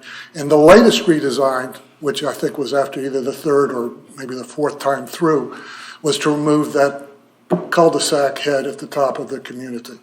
That was the last, what we thought was pragmatic request in dealing with how this whole program should work. We dropped it, whatever it was, a couple hundred feet further back from the river. We have invested, I don't know, something in the neighborhood of $30,000 in environmental assessment. The latest report of which we had in a meeting at 4 o'clock this afternoon to understand what the mitigation probabilities will be in dealing with the St. John's River Water Management District. We now have an understanding for what that is. The issues that y'all have, I understand totally. Believe me, I've heard it a great deal more. At my age, I've heard it a great deal more than the number of times y'all put it before your other developers that's come before you. And all of the arguments that my professionals have made are as legitimate and straight and down the line as anything else we can be. We cannot change what nature basically has created. When I listened to the 3 gentlemen in the back talk about the issues they have and show you the pictures of their property where it's been flooded. Yeah, their property has flooded, but nobody goes back and says, look, your houses didn't flood. And that was really the original concept, that the original design of their projects, that yeah, you're gonna have periods of time that you just can't predict. You're gonna have hurricanes, you're gonna have time when water's gonna come up to your backyards. But the whole concept, and your streets will flood, okay? But the idea is to keep your properties dry. And in fact, that's what happened. Now, it's not gonna happen in the future. I can't, in my lifespan, I don't remember a hurricane. I think Hurricane Donna in 1960, which was an earlier part of my lifespan. We had major flooding across the entire Central Florida area. I just moved into Orlando at that point in time as a kid. In that point in time, Orange County and those areas went back and they created a whole series of canals and dug things out. And since that time, other than some very low areas that were constructed way back when, problems got solved. The same problems are evolving all through here. I can't help what nature has basically laid out there. What we said is, what can we do to mitigate it as far as we possibly can? Well, the first and most obvious thing is to move as far back from the river and the drainage areas as we can. I can't help what's flowing in from the north. I didn't even know about that until I came up for discussion tonight. The second thing we can do is say, look, y'all designed a 25-year. Why don't we design upwards? We know it's probably going to come through a lot of the other communities around you, and I can't imagine them coming in with something like above 100-year. But let's say, let's go from 25 to 100-year. Okay, what does that mean? Yeah, we're going to put more dirt in there. Okay, but it also doesn't change the fact, even with more dirt, we've still got to retain the amount of drainage that conceptually is designed for the area. We can't let drainage run off above that, and now it's measured to 100-year rather than 25-year. I don't know a better way to do it. I honest to goodness don't. And I think your question, Mr. Sargent, which is, what do we do to prevent this stuff from happening, or Ms. Toland, that what can we do to make the world a better place from a development standpoint? I don't know how else to go about it. We've reduced our density and the impact of the area. We've increased the flood levels to accommodate that. We volunteered to at least look at the drainage systems along the river and see if we can help clean that out a little bit. But I'm just not sure what else to do. So if your question to me, am I going to go forward and close this purchase of this property for 31 lots? I mean, typically I'd do nothing less than 300 odd lots. The last thing I did was in Hunter's Ridge, which was 322 lots. And under the St. John's District, our particular section, they call us periodically and say, you need to clean out this, that, or the other. And our association, before it was turned over, I went back and cleaned out this, that, and the other. We met the obligations we were mandated to meet. And our association is structured after I'm gone, which I am now gone, to meet those obligations. This is no different.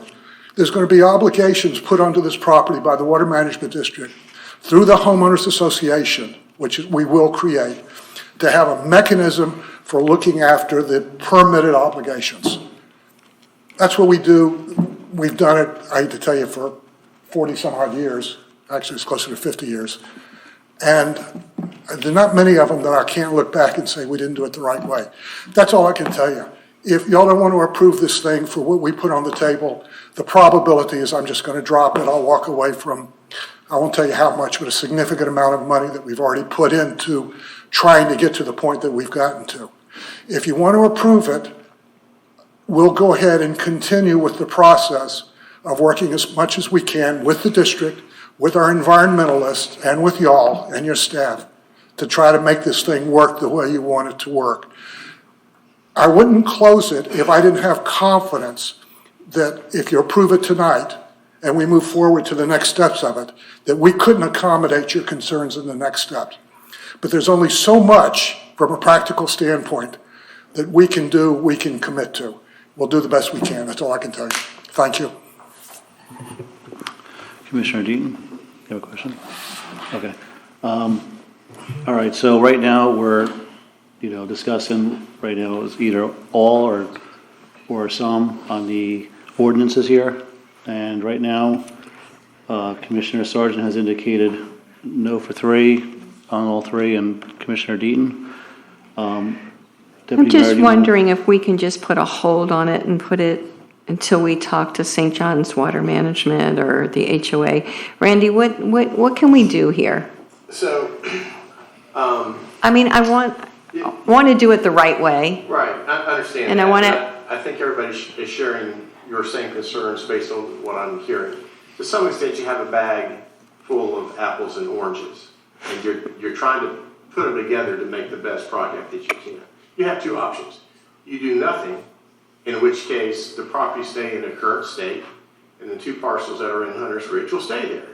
And maybe at some point in the future, somebody will file an application to develop those parcels under the existing entitlements, which you've heard about. Maybe that won't happen. Don't know. And then the other parcels on the southern portion that are in the SLDR, they have, I think, 1 unit per acre, I think it is. So you can add the numbers up, and you're going to get to roughly 67 or 70 versus roughly 30 here. The Hunters Ridge DRI is subject to a completely separate set of conditions. And you know this well from what we went through last year, right?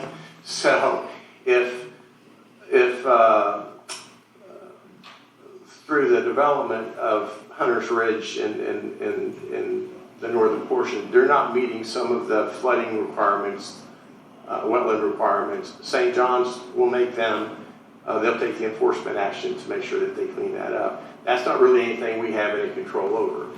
I've dealt with St. John's last year on some of the other Hunters Ridge issues that we were having.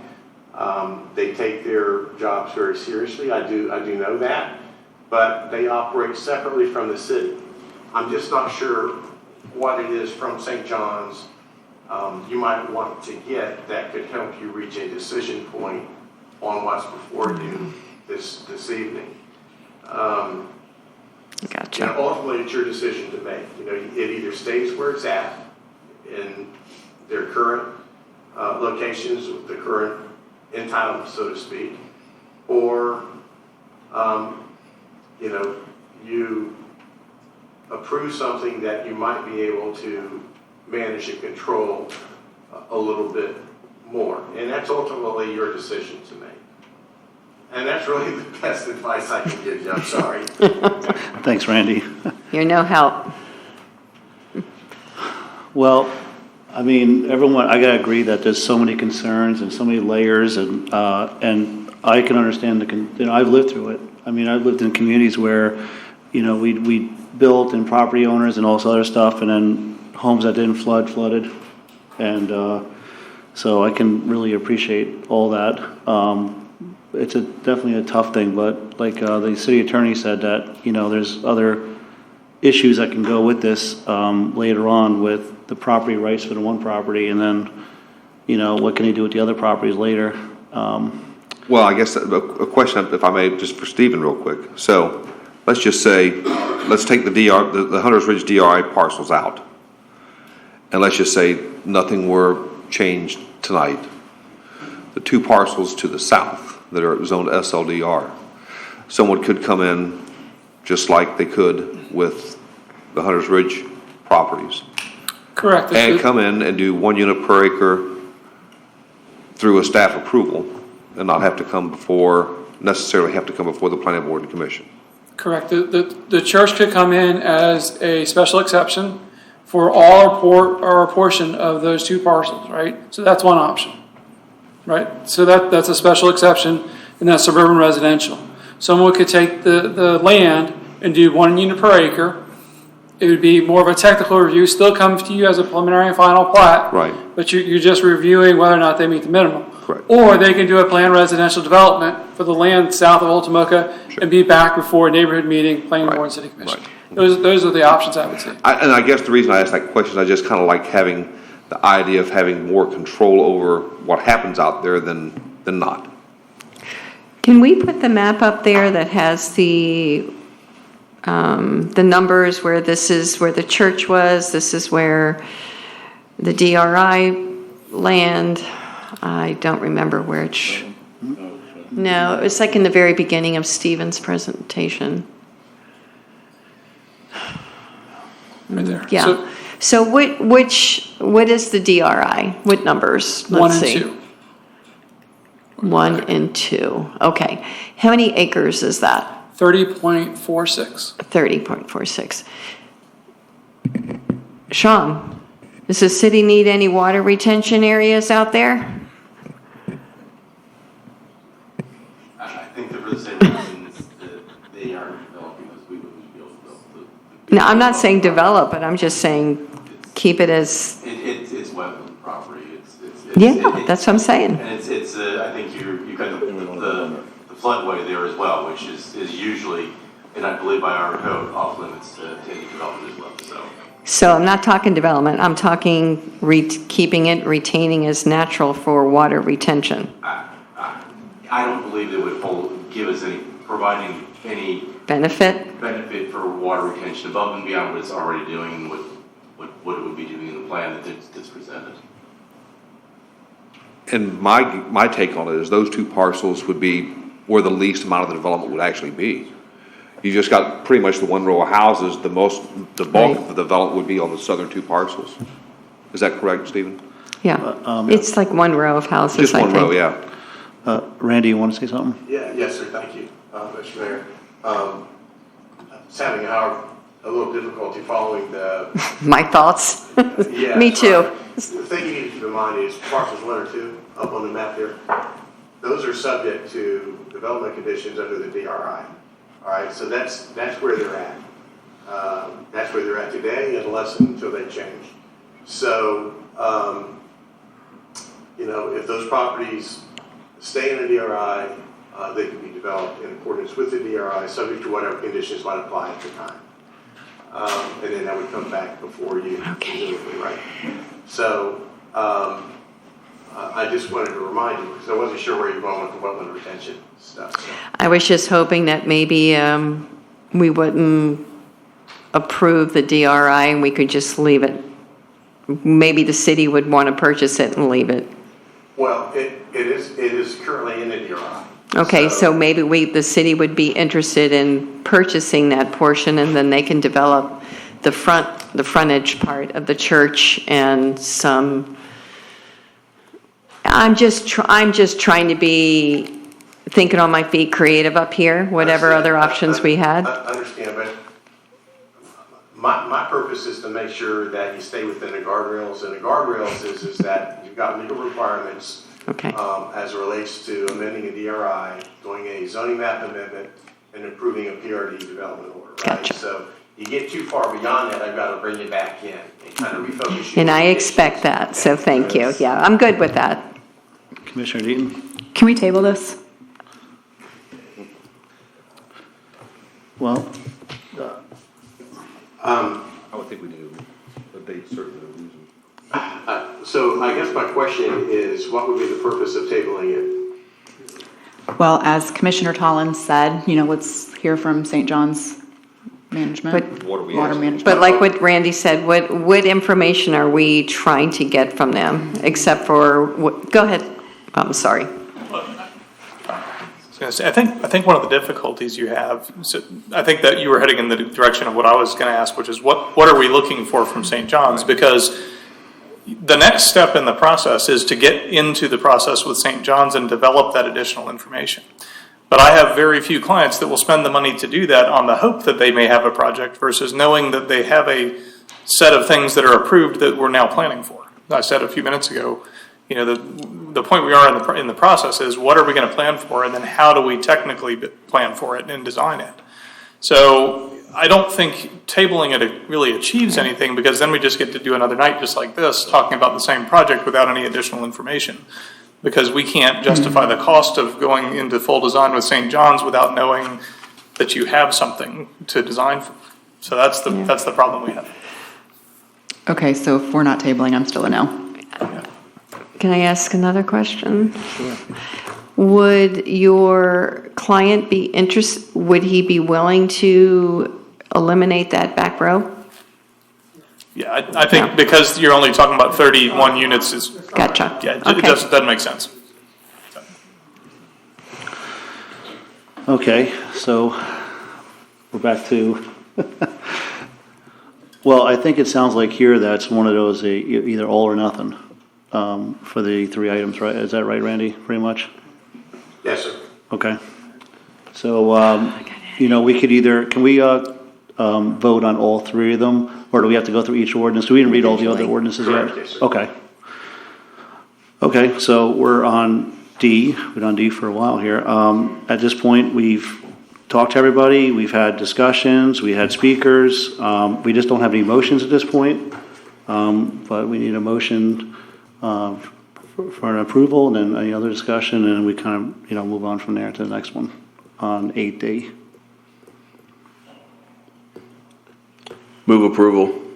Second. Call the vote. Now you have to Any call other the vote. discussion? Okay, good. City Clerk, please call the vote. Commissioner Tolland, No. Commissioner Sargent, No. Commissioner Deaton, No. Commissioner Briley, No. Mayor Leslie. No.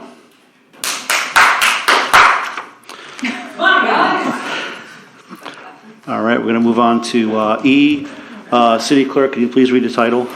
Ordinance number 2025-10, an ordinance amending paragraph C, official zoning map of section 2-01, established of Article 1, establishment of zoning districts and official zoning map of Chapter 2, District and General Regulations of the City of Ormond Beach Land Development Code by amending the official zoning map to rezone 4 parcels of real property totaling approximately 50.14 acres located north of West Granada Boulevard and east of Shadow Crossings Boulevard, Volusia County parcel numbers 4127-00-00-0011, 4127-00-00-0015, 4127-00-00-0019, and 4127-00-00-0023 from SR Suburban Residential to PRD Planned Residential Development, authorizing revision of official zoning map, repealing all inconsistent ordinances or parts thereof, and setting forth an effective date. This is the first reading of ordinance number 2025-10, read by title only. I don't think we need Stephen to come back up, right, since we discussed a lot of this? Okay. Is there a second? Second. Second. Okay. You got it, Susan. Any discussion? City Clerk, please call the vote. Commissioner Sargent, No. Commissioner Deaton, No. Commissioner Briley, No. Commissioner Tolland, No. Mayor Leslie. No. City Clerk, please read the title for 8F. Ordinance number 2025-11, an ordinance approving and authorizing a development order for a planned residential development to be known as the Little Tomoka Village subdivision, providing for the subdivision of 31 residential lots, a lot for a house of worship and an amenities building on approximately 50.14 acres located north of West Granada Boulevard and east of Shadow Crossings Boulevard.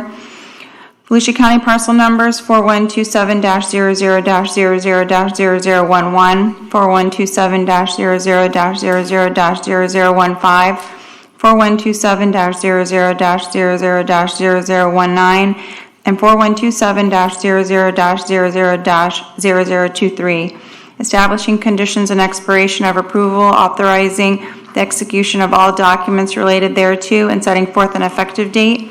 This is the first reading of ordinance number 2025-11, read by title only. Move approval. Second. Discussion, none. I do have a Okay. question. So is this right here, is this the frontage properties off State Road? No, this is the house of worship? This is the whole project, never mind. Yep, got it. So Got it. you got to deny this. This Yep. would be a practical impossibility if you approve. I got it, yeah. Yes. City Clerk, will you please call the vote? Commissioner Deaton? No. Commissioner Briley? No. Commissioner Tolland? No. Commissioner Sargent? No. Mayor Leslie? No. Thank you for your time this evening. Appreciate it. Okay, thank you. Sorry.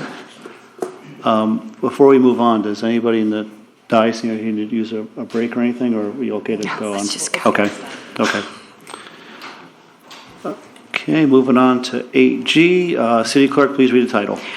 Resolution number 2025-44, a resolution authorizing the execution and issuance of a development order for a special exception redevelopment plan regarding Sunbros Coffee, proposed to be located at 14 South Young Street, establishing conditions and expiration date of approval and setting forth an effective date. This is resolution number 2025-44, read by title only. Stephen Spraker, can you speak on the item, please?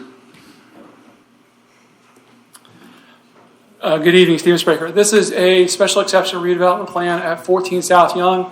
It is just south of the intersection of US 1 and Granada Boulevard. Previously, it was a vehicle sales dealership. The dealership has gone out of business. There's a desire for Sunbros Coffee to go into the site. The site is extremely non-conforming, primarily at a lot width. So they did the best they could in terms of meeting all the requirements. What they could not meet is the side yard landscape plantings. They'd be required 12 feet. They can provide 3 feet, which is one of the reasons they went through the landscape waiver. They are reducing the overall impervious area from 95% down to 75%. So there is landscaping on site. The second item they're seeking a waiver for is 2 wall signs totaling 41 square feet. The Land Development Code would allow 1 sign at 10 square feet.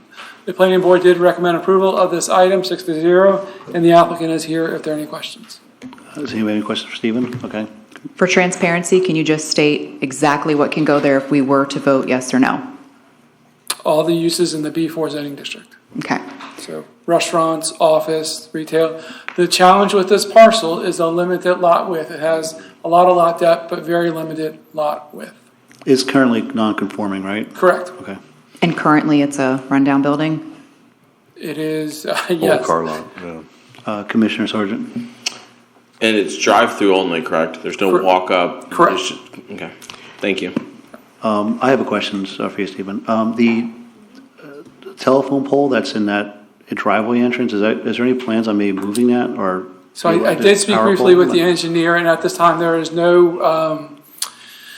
there's no removal of that pole at this time. They will look with FPL to see if it does cause any obstacles, but the site plan does not call for the removal of that pole. Okay. And the engineer's here if you have any additional questions. Does anybody want to speak to the engineer or the applicant? No. I move approval. Second. Okay. Any discussion besides that? Okay. City Clerk, please call the vote. Commissioner Briley? Yes. Commissioner Tolland? Yes. Commissioner Sargent? Yes. Commissioner Deaton? Yes. Mayor Leslie? Yes. I will now close the public hearings. 9A, City Clerk, please read the title. Ordinance number 2025-05, an ordinance amending Section 2-223, Citizens Law Enforcement Advisory Board of Article 6, Boards, Commissions, Committees, and Other Agencies of Chapter 2, Administration of the Code of Ordinances, by amending the composition, by repealing all inconsistent ordinances or parts thereof, and setting forth an effective date. This is the second reading of ordinance number 2025-05, read by title only. Move approval. Second. Oh. Any discussion? No. City Clerk, please call the vote. Commissioner Tolland? Yes. Commissioner Sargent? Yes. Commissioner Deaton? Yes. Commissioner Briley? Yes. Mayor Leslie? Yes. 9B, Ordinance number 2025-06, an ordinance amending Section 2-221 Leisure Services Advisory Board of Article 6, Boards, Commissions, Committees, and Other Agencies of Chapter 2, Administration of the Code of Ordinances, by amending composition and terms, providing terms and conditions, and setting forth an effective date. This is the second reading of ordinance number 2025-06, read by title only. Move approval. Second. discussion? See none. City Clerk, please call the vote. Commissioner Sargent? Yes. Commissioner Deaton? Yes. Commissioner Briley? Yes. Commissioner Tolland? Yes. Mayor Leslie? Yes. 9C, please Or- read. Okay, sorry. Ordinance number 2025-07, an ordinance amending section 2-224, Quality of Life Advisory Board of Article 6, Boards, Commissions, and Committees and other agencies of Chapter 2, Administration of the Code of Ordinances by amending the composition, repealing all inconsistent ordinances or parts thereof, and setting forth an effective date. This is the second reading of ordinance number 2025-07, read by title only. Move approval. Second. Discussion, see none. Call the vote, please. Commissioner Deaton? Yep. Commissioner Briley? Yes. Commissioner Tolland? Yes. Commissioner Sargent? Yes. Mayor Leslie? Yes. Now we'll move on to staff and commission reports, suggestions, and requests, starting with City Manager Joyce Shanahan. Thank you, Mr. Mayor. Just a couple of items. I want to bring to your attention that FDOT is beginning to prepare their roadway resurfacing project from SRA1A from Granada Boulevard to the North City limits. This project is similar to the project on south of Granada Boulevard, makes a number of safety and operational enhancements, including a new 10-foot shared path on the west side of A1A, the addition of turn lanes at the intersection of Neptune, which we think we can all appreciate is necessary because that's where everybody accesses the beach, and a number of rectangular rapid flashing beacon crosswalks throughout the corridor that make for safe travel. A couple of events I want to put on your calendar. The Doug Thomas Way ribbon cutting will be held on January 27th at 4:30 p.m. at Hall Road. This program will consist of a welcome by Robert Carolyn, remarks by various guests and speakers, a speech by Doug Thomas, and the ribbon cutting. All are welcome to attend. Ormond Beach Performing Arts Center open house January 25th from 10 to 2 p.m. 2 a.m. would be a real party. This event is free and open to the public, and it gives us a chance to showcase our redone PAC after the fire.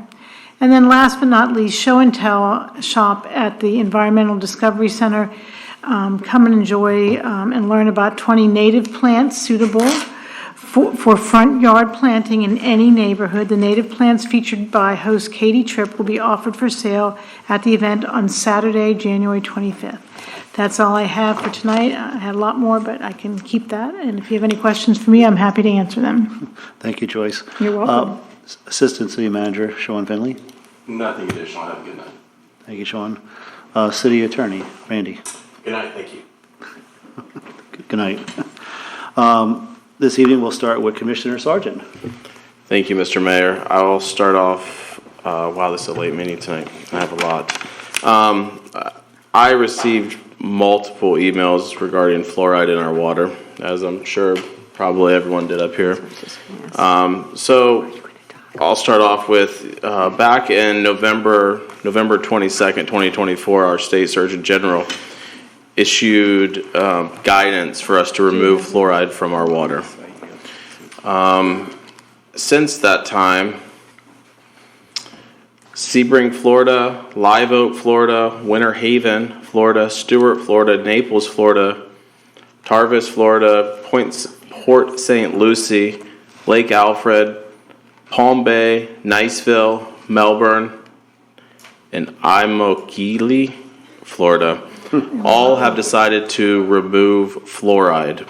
I know Commissioner Kent started this many, many years ago, where he sent certified letters to all the companies that were providing fluoride to municipalities, asking them for a breakdown of what the chemicals were that we were putting in our waters. He got 0 responses. 0. No one told us what was in this that we're putting in our water system, because that's what we've been doing since the 50s. I think a lot has changed since the 50s. I think we are seeing the results of this chemical in our water, what it's doing to our children, just the long-term effects that we are just now seeing. I know that we only put in the very minimum amount, but I would like to make a motion that we immediately halt putting fluoride in our water in the city of Ormond Beach. Is there a second for that? I would entertain a second if we were at some guidance. All eyes down here, right? Was there a question for us? Does that need to go on an agenda item? So I think since this is a policy directive, it doesn't necessarily need to be on an agenda because you're not really expending any money.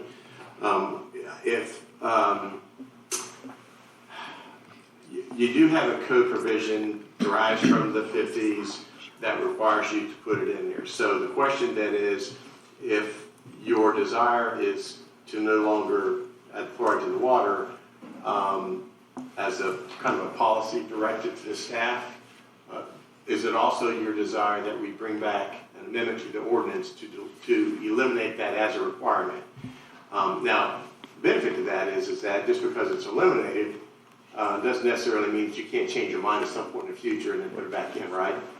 It just kind of takes away the mandate, so to speak. But if you're at the point now where you're thinking from a policy perspective, the direction of staff is we don't want you to do this, then you probably should amend your ordinance to eliminate that as a requirement. You want me to add that to my motion? No, we can take that as a direction, so and I think that's perfectly fine. But if you want to make a motion to direct staff not to add it, then that's good too. I don't think I need to change anything. Y'all have direction. So. Effective when? Immediately. Is that doable, Sean? It may wait till tomorrow morning, all right? But I will Approved. get in touch with the operator and find out what the practicable time to as soon as practical, is that a fair statement to make? That is perfect. Okay, is everyone else in agreement with this? I think it's a great idea, but I think what should happen as well is there needs to be an education component, and that will be where Ms. Elston comes into play, why we are eliminating it. And the one thing that we have, which you didn't say, Commissioner Sargent, is that since the 50s now, all toothpaste is fluoridated. When you go to a dentist, they do fluoride treatments. So there's other mechanisms of getting that fluoride. But I think education is really important, and I agree. We could take it out of the water. Yeah. Commissioner Deaton? So all I had on my comments tonight was regarding the fluoride. Oh, yeah. With regard to the education requirement, I don't really know what it is that you want us to say, because I'm not qualified to say those things. Well, I think that everybody expects that there's fluoride in the water now, so maybe making a statement that we will be removing it and then you can, for the reasons that the health department, that study, you could use the information from the study. Or should we I would just be not removing say it at the direction of the commission. That's what I would be doing. Okay. Oh, yeah. That's fine. Yeah. That's fine. Yeah. Do we need a call vote? Do we need a vote or a voice vote, or is the direction okay? Probably a voice vote, I would think. So Randy? I'm confused. Do we need to do a voice vote or do a roll? What are we voting on now? To remove fluoride. To move forward with the. I think that would be appropriate for purposes of staff direction so that they know decisively what the policy directive is going to be, and then we can bring back an amendment to the ordinance. Okay. The second part of that, so. Okay. Do we want to do a voice vote or should we have it called with city clerk?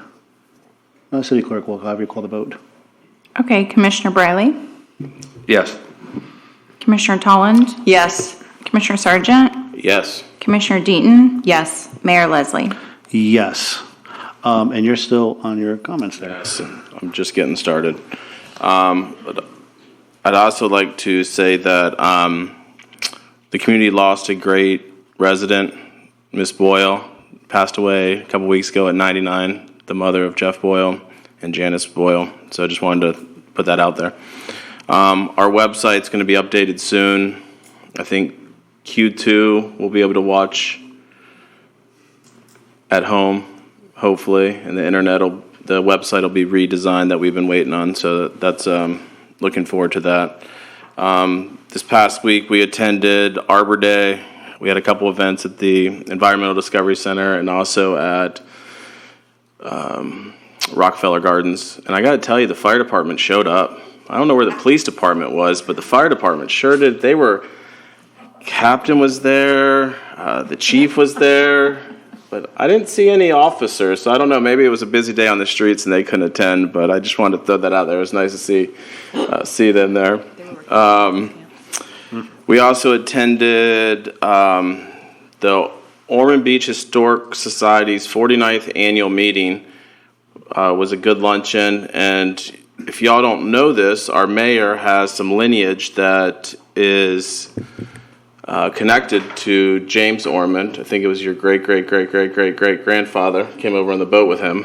So I think that's something that the residents should know. Yesterday, Commissioner Deputy Mayor Tulland and I attended the annual Dr. Martin Luther King breakfast celebration. I think all the staff was there.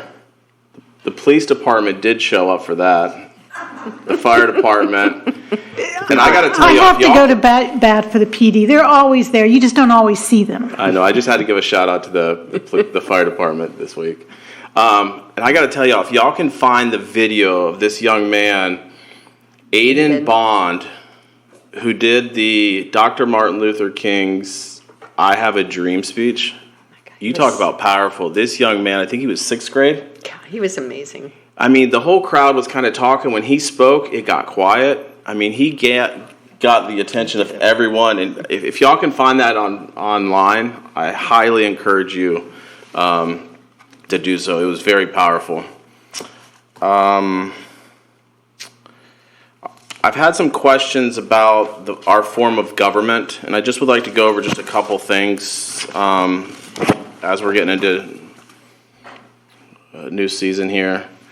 Our form of government in the city of Ormond Beach is different than like Orlando. Orlando, their mayor runs the city of Ormond. In Ormond Beach, we have a manager form of government where our city manager and our charter dictates that our city manager and our city attorney run the day-to-day operations of the city. In the organizational chart, it starts off obviously with the citizens of Ormond Beach who elect the city commission and the mayor. And then we elect the city manager, the city attorney, and the city manager obviously elects the department heads, and it flows down. The city commission, we're a collective body. We formulation of the city's vision and goals, policy direction to staff, and ensures the city's financial health. The city manager's responsibility is the organizational leadership and delivery of services, facilitates the commission's vision and goals, effective and efficient implementation of policies, and development of the annual budget. This effective relationship, which is mutual respect plus open communication plus trust, that is why we are so good in the city of Ormond Beach. Had a couple other little things here I wanted to highlight. Sorry, it's jumping around. I'll just move on. So essentially, we all work together as a team up here.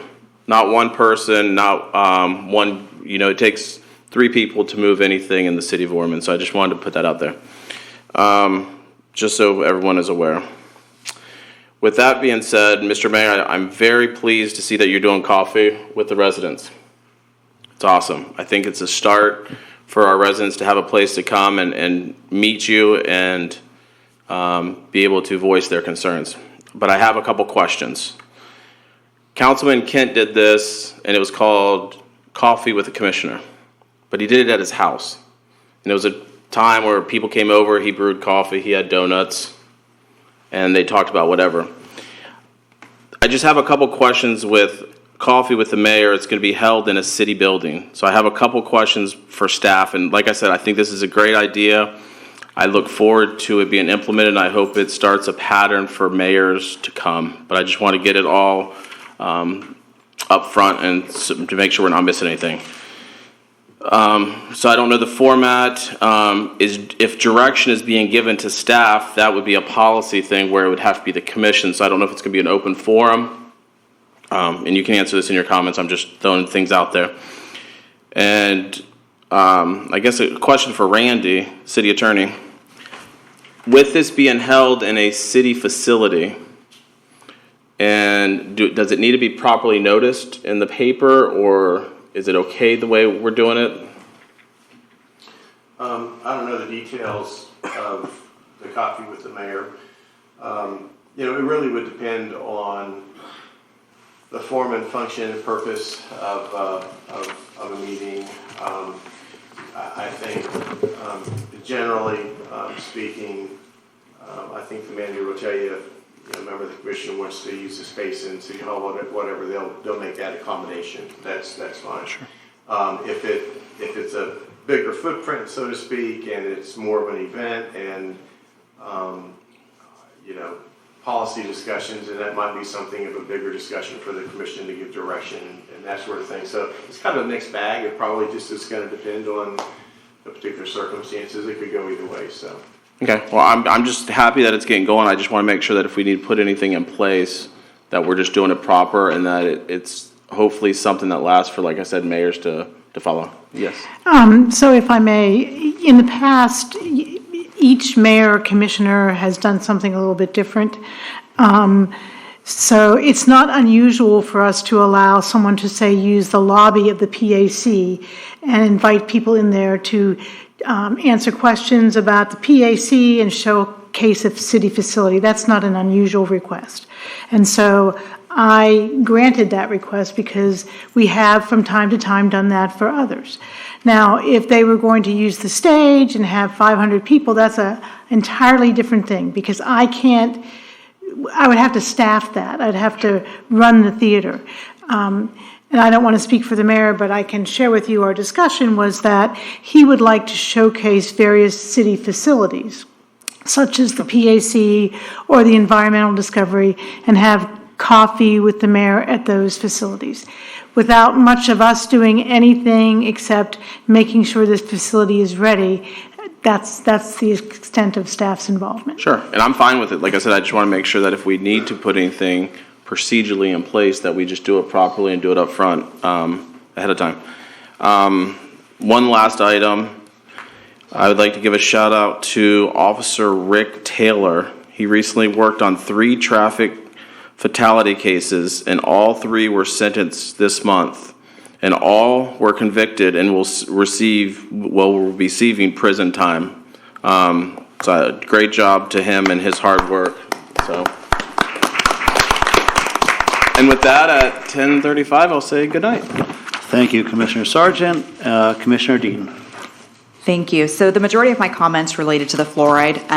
The only things I wanted to add in, because you did a great job, Commissioner Sargent. I did speak with somebody at our water treatment facility, and I asked his opinion, and he said, the sentiment of fluoride's been in the water since the 1950s, when people did not go to the dentist very often. People go to the dentist more so 2 times a year now, and they get their fluoride there. So I followed up with my dentist, and I asked his opinion, and he said, I like fluoride. He said, with that being said, I'd be fine with it not being in our water as long as people get their dental treatments. So with that being said, I'm definitely in favor of that. Let's turn it to our fire department. I love my fire department, and I'm looking forward to your banquet this weekend. However, I would love to give a shout out to our PD. You've been doing a fabulous job with my homeless camps, and I just want to give you a shout out with that. And with that, have a good night. Thank you, Commissioner Deaton. Commissioner Briley. Thank you, Mr. Mayor. Just to highlight a couple of events, I do know that Commissioner Sargent touched on the Ormond Beach Historical Society's annual luncheon over at the Anderson Price Building. Various honorees, and the Historical Society always does a good job of keeping our Ormond Beach history alive. I also attended the Wilson Gala, and that was at the Hard Rock Hotel, and that was one of the things that was just kind of special about the Wilson Gala this year is they honored Nilda Comas, who was the architect, or actually the sculptor rather, for the Mary McLeod Bethune statue that stands in Statutory Hall in Washington, D.C. And what was kind of neat about that was yesterday when they had the congressional luncheon after the inauguration in Statutory Hall, you could actually see Nilda's statue of Mary McLeod Bethune kind of prominently displayed in the hall or actually on TV. So that was kind of neat. Attended the Ormond Beach Memorial Arts Museum dinner. They had 3 honorees this year. Actually, I had 4 honorees. Susan Anderson was the Mary Jane McSwain Garden Volunteer Award recipient this year. Linda King was the Ormond Memorial Art Museum champion, won the Ormond Beach Memorial Art Museum Champion Award, and Ray and Sherry Gailey were the Philanthropists of the Year. So congratulations to those folks. Attended the Arbor Day celebration, as Commissioner Sargent touched on, both at the Environmental Discovery Center and at the Rockefeller Gardens. It was great to hear of the guest speakers at both locations. Attended the Tiger Bay dinner, honoring Hyatt Brown and everything. Hyatt was actually the initial or the first Founders Award winner from Tiger Bay. So congratulations to the Browns. And I would be remiss if I didn't touch on the passing of Mrs. Boyle. Commissioner Boyle, our hearts are with you and our prayers. Also, our community lost another great person who's been very active and been here many, many years. Mr. Jim Colzer passed away. So I'd like to remember Mr. Colzer. And with that, Mr. Mayor, I'll say goodnight. Thank you. Thank you, Commissioner Riley. Deputy Mayor Tolland. Thank you, and I'll just go quickly on these things. So there were actually 3 Arbor Day celebrations, in addition to the 2 you mentioned. Garden Club of Halifax Country, the one I belong to, also planted a tree at Hope Place, and it was really cool to see the city celebrate trees. You're right, Aiden at the MLK celebration was just phenomenal. But really was more special even than that was that all our residents came together and celebrated Dr. King. And they celebrated through prayer, through dance, through music, through breakfast. It was well attended and very much enjoyed. And if you've never been in this format, it is absolutely amazing. I felt like I went to church. Since the last commission meeting, our city has been busy celebrating the Starry Starry Night at the museum, the McDonald's Stout House and the Casements. The Ormond Memorial Art Museum Awards Dinner was enjoyed that Commissioner Briley discussed. City Hall hosted the Service Academy Awards that same night. I did miss that, but I'm sure it was amazing to see our young people receive their accommodations, and the Historical Society annual meeting. Mayor Miller did mention that we, the mayor and myself, attended the Regional Roundtable 2-day meeting up in St. Augustine area. I did attend the Volusia County Elected Roundtable, a Regrow the Loop meeting, a Volusia League of Cities Board meeting, the YMCA Gala, and the Civic League annual dinner. It was a very, very busy January. Just to make note, Florida Forever mission is to preserve important natural areas. 1,335 acres have been expanded to 9,400 acres. The preservation areas that have recently been included are part of the Volusia Conservation Corridor. I appreciate staff looking into the fluoride, and Commissioner Sargent, thank you for making that initiative up there. I think we all agree that that's a good thing for our citizens. And I also want to end with kudos to Troy Kent for his leadership in the county relating to the flooding issues. He was brilliant to suggest the following ideas. No more building on wetlands. Developers will not be allowed to pay into wetland mitigation banks. All county and city canals must be cleaned and maintained. Put in place an aggressive but realistic plan to purchase low-lying homes and low-lying land that consistently flood. Have a discussion on placing retention ponds on county-owned lands located near flood-prone areas, and speak with the cities regarding apartment complexes.